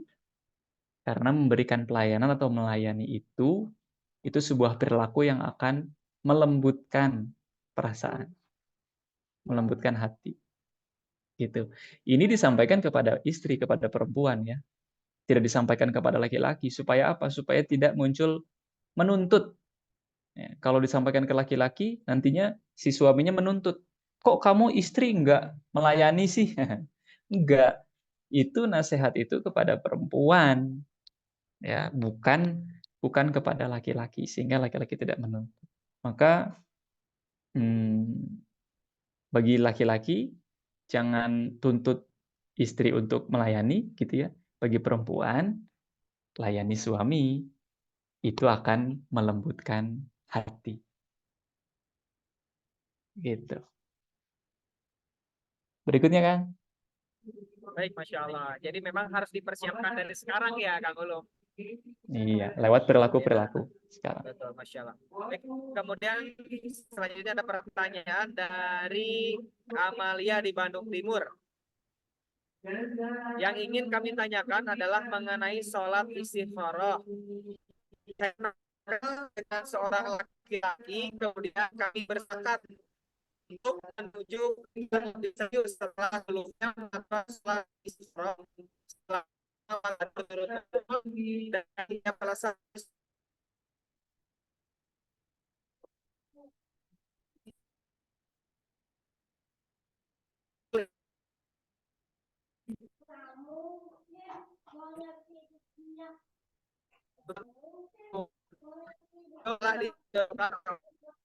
makanya asal istiqoroh itu salah. Ya, tentang istiqoroh nih. Baik. Ada kaidah begini. Ana urid wa anta turid wallahu yaf'alu ma yurid. Ana urid, aku punya keinginan. Wa anta turid, dan engkau pun punya keinginan. Wallahu yaf'alu ma yurid. Dan yang akan terjadi adalah kehendak dari Allah Subhanahu wa taala. Allah yang berkehendak, yang akan bekerja, ya. Yang akan terjadi itu adalah kehendak dari Allah. Maka ketika istikharah itu bukan memaksakan kehendak. Ya. Tapi istikharah itu adalah meminta petunjuk dari Allah mana yang baik untukku, juga untuk dia. Jika sudah melakukan istikharah, kemudian hasilnya adalah ternyata dia dijauhkan dari kita, dari Anda, dan dia dijodohkan dengan orang tuanya. Artinya apa? Itulah yang terbaik dari Allah. Begitu. Ini kondisi hati yang perlu dipersiapkan ketika kita mau istikharah. Jadi istikharah itu bukan memaksakan kehendak, tapi siap menerima takdir terbaik dari Allah. Apakah dengan dia atau bukan dengan dia. Begitu, itu satu. Yang keduanya adalah ketika kita akan menangkap tanda-tanda itu, kan istafti qalbak, ya. Mintalah fatwa pada hatimu. Jadi ketika melakukan istikharah itu kita akan mencoba untuk menangkap tanda-tanda, betul ya? Nah, perangkat atau alat untuk menangkap tanda-tanda itu adalah hati atau kolbu. Kalau kolbunya tidak terlalu bersih, maka kemampuan kolbu untuk menangkap tanda itu menjadi tidak tepat, bias. Seperti kita melihat dalam mobil tapi kacanya kotor. Ya. Mau di wipe gitu, kalau dia kotor malah tambah kotor. Harus dibersihkan dulu kan. Oleh sebab itu ketika kita mencoba untuk menangkap tanda-tanda dari Allah itu, di waktu yang bersamaan kita harus serius membersihkan hati yang akan kita gunakan untuk menangkap tanda-tanda itu. Gitu ya. Jadi dua poinnya ketika istikharah. Satu, siap menerima takdir terbaik dari Allah, apakah dengan dia atau selain dia. Yang kedua, bersihkan hati untuk tepat dalam menangkap tanda-tanda dari Allah. Kalau tidak terlalu percaya diri, kayaknya hatiku nggak terlalu bersih, kayaknya hatiku kotor banget untuk menangkap tanda-tanda Allah, maka boleh untuk meminta pendapat kepada orang lain yang kita anggap, yang orang lain pun menganggap beliau rutin membersihkan hatinya. Bisa sosok guru, bisa sosok orang tua, ya, yang memang rutin membersihkan hatinya sehingga pandangan-pandangannya itu adalah pandangan-pandangan yang sesuai dengan kehendak Allah Subhanahu wa taala. Itu tanggapannya. Baik, Masya Allah. Jadi istikharah itu tentang siap menerima jawaban dari Allah. Baik, selanjutnya ini dari ke Ikhwan dulu ya. Setelah dua pertanyaan sebelumnya Ahwat, ini pertanyaan dari Kang Abdul Aziz. Bismillah, izin bertanya, gimana caranya mempersiapkan pernikahan saat tidak ada role model di keluarga, gambaran keluarga yang harmonis? Efeknya banyak ketakutan untuk melangkah. Begitu, Kang Ulum. Caranya adalah dengan melihat keluarga yang lain. Itulah mengapa kita perlu untuk punya guru, murabi, mentor, maestro, apapun istilahnya, ya. Terutama guru atau sosok yang bisa kita serap, bisa kita dapatkan inspirasi, teladan dalam berkeluarga. Ya, selain tentu saja kisah-kisah para nabi dan rasul dalam membangun keluarganya gitu ya. Tapi kalau ada yang bisa kita lihat langsung itu kan lebih enak belajarnya gitu ya. Dan sebetulnya gambaran keluarga yang ideal atau tidak ideal versi kita, sebetulnya kedua-duanya itu bisa menjadi pelajaran. Yang satu kita belajar bersyukur bahwa nanti pun saya akan mencontoh begitu dari yang baiknya, gitu ya. Tapi kalau melihat contoh yang tidak baik, itu pun sebetulnya pelajaran hidup. Dan banyak orang yang selamat karena melihat contoh yang buruk. Kenapa bisa selamat? Karena dia menghindar dari apa yang sudah dia lihat. Dia menghindarkan diri, dia tidak mencontoh itu. Artinya dia selamat karena keluarganya tidak selamat. Nah, mestinya kan malah jadi berterima kasih ya kalau sampai ke sini. Tapi ini levelnya hikmah, udah jauh ya. Barangkali kalau sekarang masih belum menerima. Oleh sebab itu, ya lihatlah keluarga lain yang memang itu kita bisa jadikan role model. Sebaliknya, banyak yang kepleset, banyak yang tidak selamat karena nyaman dididik dalam lingkungan yang semuanya serba baik. Sehingga ketika bertemu dengan lingkungan yang tidak baik, dia jadi kaget dan akhirnya tertarik gitu. Maka sebetulnya dari yang contoh baik atau tidak baik, kedua-duanya punya peluang untuk menyelamatkan kita. Sama-sama punya peluang. Gitu ya. Berikutnya. Baik, Masya Allah. Ini banyak pertanyaan masuk. Harus dipilih ya. Ini dari Kak Rizka.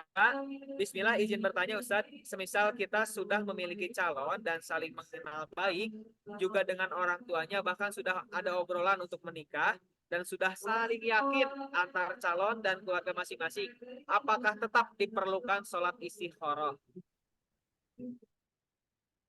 Jawaban saya pribadi adalah kalau sudah begini kondisinya, itu tinggal khitbah aja. Laki-lakinya langsung saja ke wali ya, ke ayahnya perempuan, utarakan, saya ingin menikah. Bahkan sudah ada obrolan, kalau begitu langsung pertemukan dua keluarga, menentukan tanggal pernikahan, sudah. Ya gitu saja langsung. Tidak perlu istikharah lagi. Nanti takdir Allah turun ketika proses menuju akad nikah itu. Apakah jadi atau tidak jadi. Kalau belum ijab qabul sah, dia belum jodoh. Jodoh itu ketika sudah sah, gitu ya. Berikutnya. Masya Allah. Ini selanjutnya pertanyaan dari Kak Aisyah Asma. Barakallahu fikum Ustadz dan Ustazah atas materinya. Izin bertanya, bagaimana cara memahami begitu pula untuk menjawab pertanyaan orang-orang terhadap statement bahwa jodoh kita itu adalah cerminan kita sendiri. Yang soleh bersama yang solehah, tapi kok cerai, tapi kok ada yang diselingkuhi, tapi kok ada yang seperti Asia. Jadi yang dimaksud sekufu itu bagaimana jika akhirnya seperti itu? Karena akhirnya banyak perempuan-perempuan yang independen menunda menikah atau bahkan tidak mau menikah. Ustaz. Baik. Baik, sekali lagi tadi referensi dan pengalaman, mana yang harus diutamakan? Referensi. Pengalaman apa yang kita lihat itu memang pengaruhnya kuat sekali. Tuh yang soleh sama soleha aja cerai, tokoh-tokoh agama aja cerai, gitu ya. Apalagi tuh. Dan banyak akhirnya memilih memutuskan untuk independen, menunda menikah bahkan tidak mau menikah. Itu adalah serangkaian pengalaman yang kita lihat, kita dengar, dan kita harus tahu betul pengaruhnya sangat kuat. Tapi mana yang harus kita utamakan? Yang harus kita utamakan adalah referensi. Menikah itu satu dari pokok-pokok inti dalam syariat agama ini. Karena apa? Karena menikah itu adalah menjaga keturunan. Hifdzun nasl.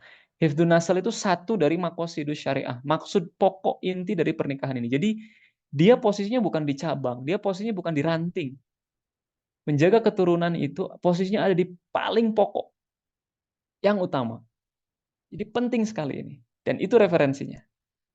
Lalu bagaimana terkait dengan sekufu? Sekufu itu bukan rukun nikah, ya, bukan syarat sah nikah gitu ya. Tapi sekufu itu adalah sifatnya nasihat.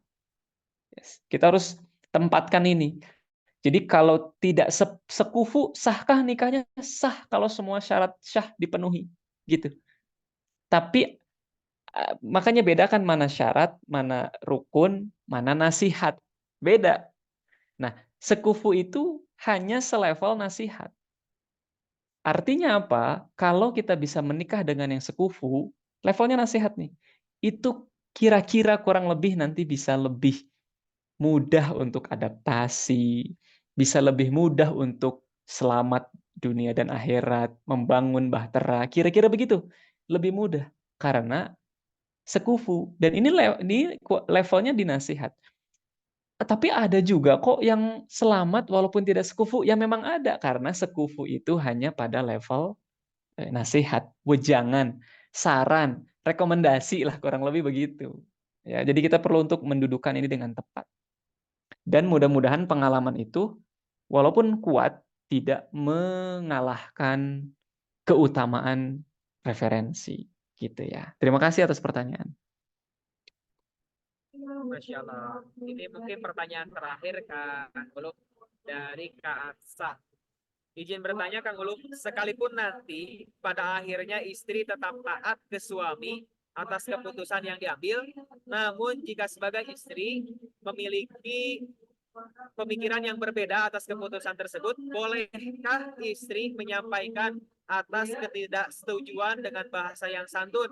Atau sebaiknya sebagai istri langsung mengiyakan saja selagi keputusan tersebut baik dan tidak menyalahi syariat? Ya, ini teknis. Teknis itu berangkat dari prinsip. Ya. Nanti setelah sekian waktu menjadi istri itu bisa peka.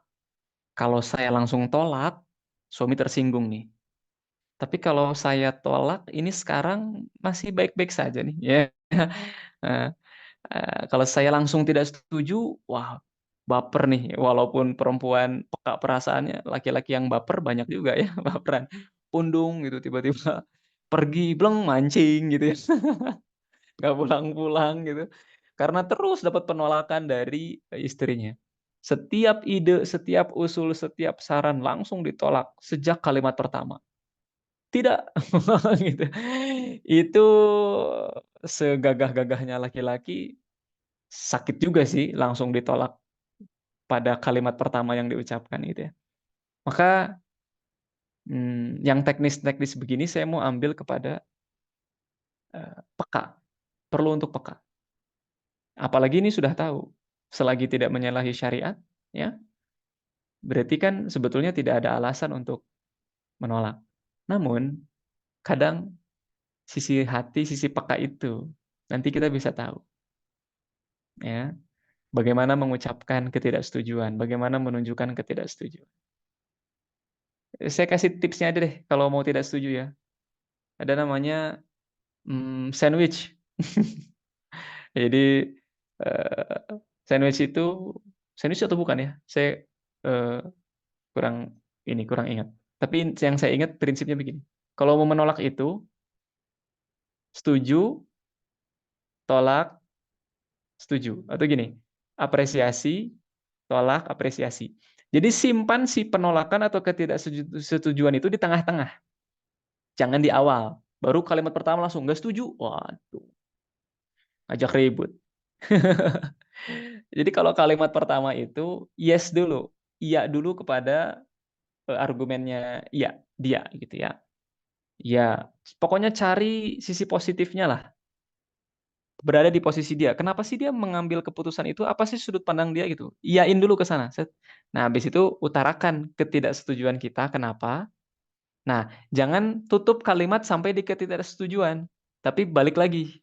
kesetujuan dia lagi, gitu ya. Tapi mungkin pendapat AA, pendapat Mas mungkin lebih baik, mungkin lebih benar, gitu ya. Jadi yes, no, yes. Itu pesan kita udah nyampe kok. Dan suami karena sosok Qawam, walaupun pesan ketidaksetujuan itu disimpan di tengah-tengah, itu akan menjadi bahan pertimbangan, baik dalam sadar ataupun dalam tidurnya, gitu ya. Cuman kalau kita nyampeinnya yes, no, yes itu, kita mengamankan relasi ini, mengamankan hubungan ini.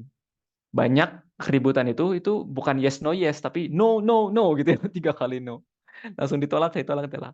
Maka ini ada tips, ada cara, kalau mau memberikan ketidaksetujuan, yes dulu sama pendapatnya beliau, kemudian utarakan ketidaksetujuan kita, kenapa, lalu tutuplah dengan yes lagi, ada dalam posisi yang sama dengan beliau. Wallahu a'lam. Masya Allah.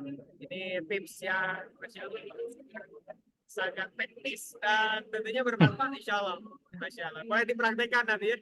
Mungkin bukan hanya dalam hubungan suami istri, tetapi juga dalam komunikasi sehari-hari kita. Mungkin kalau ya bisa mulai dipraktekkan. Masya Allah. Alhamdulillah, terima kasih Kang Ulum untuk materi dan juga jawaban-jawaban atas pertanyaan dari peserta. Sama-sama. Boleh closing statement, Ustaz?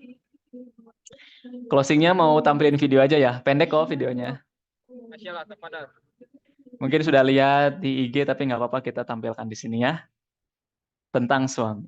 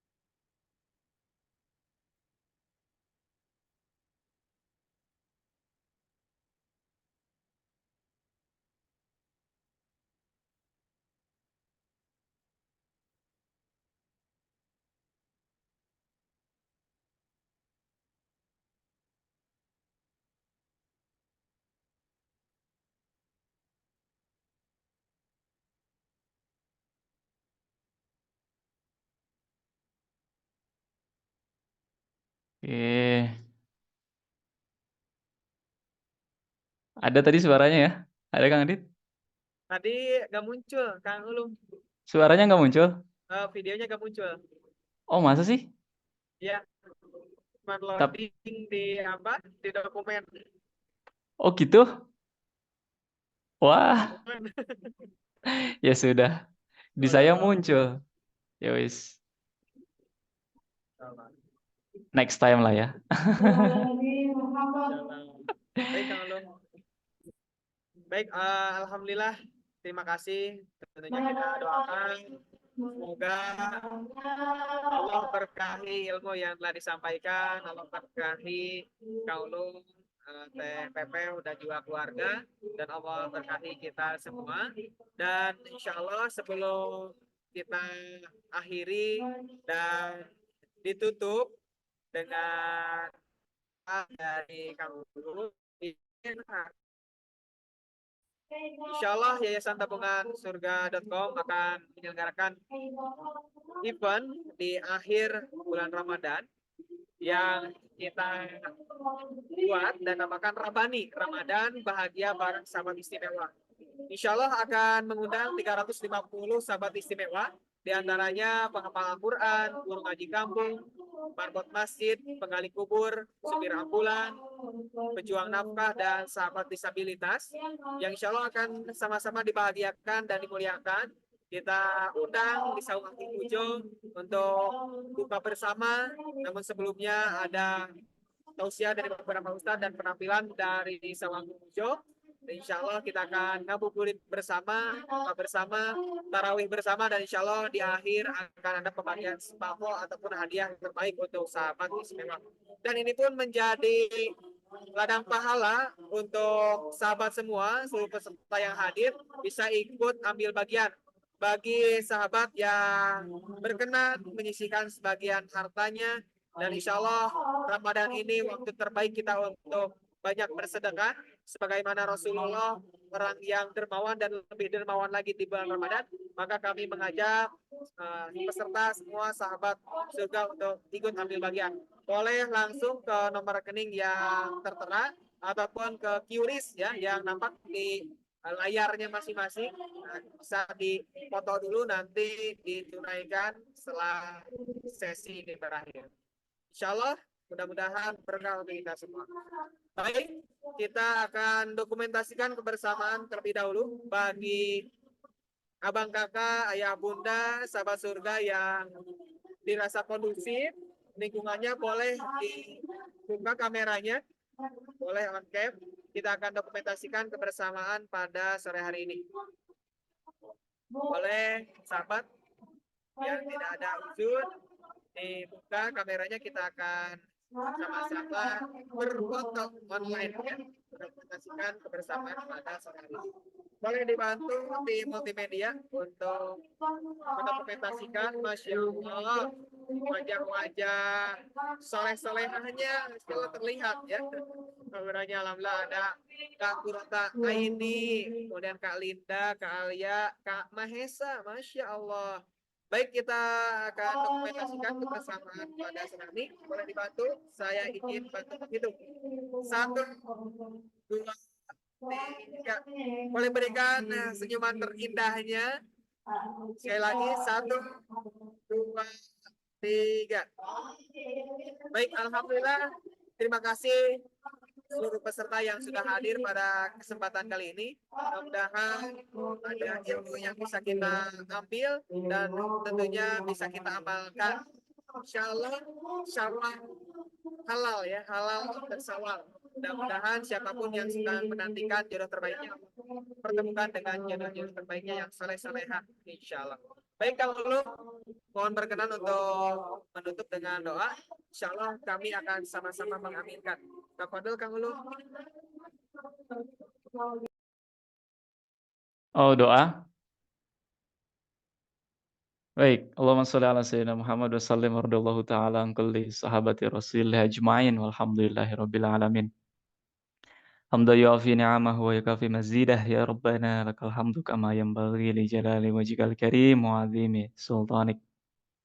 Ya Allah ya Rahmanu ya Rahim ya Hannanu ya Mannan ya Dayani ya Sultan. Ya badi'as samawati wal ard bi rahmatika nastaghitsu ya dzal jalali wal ikram.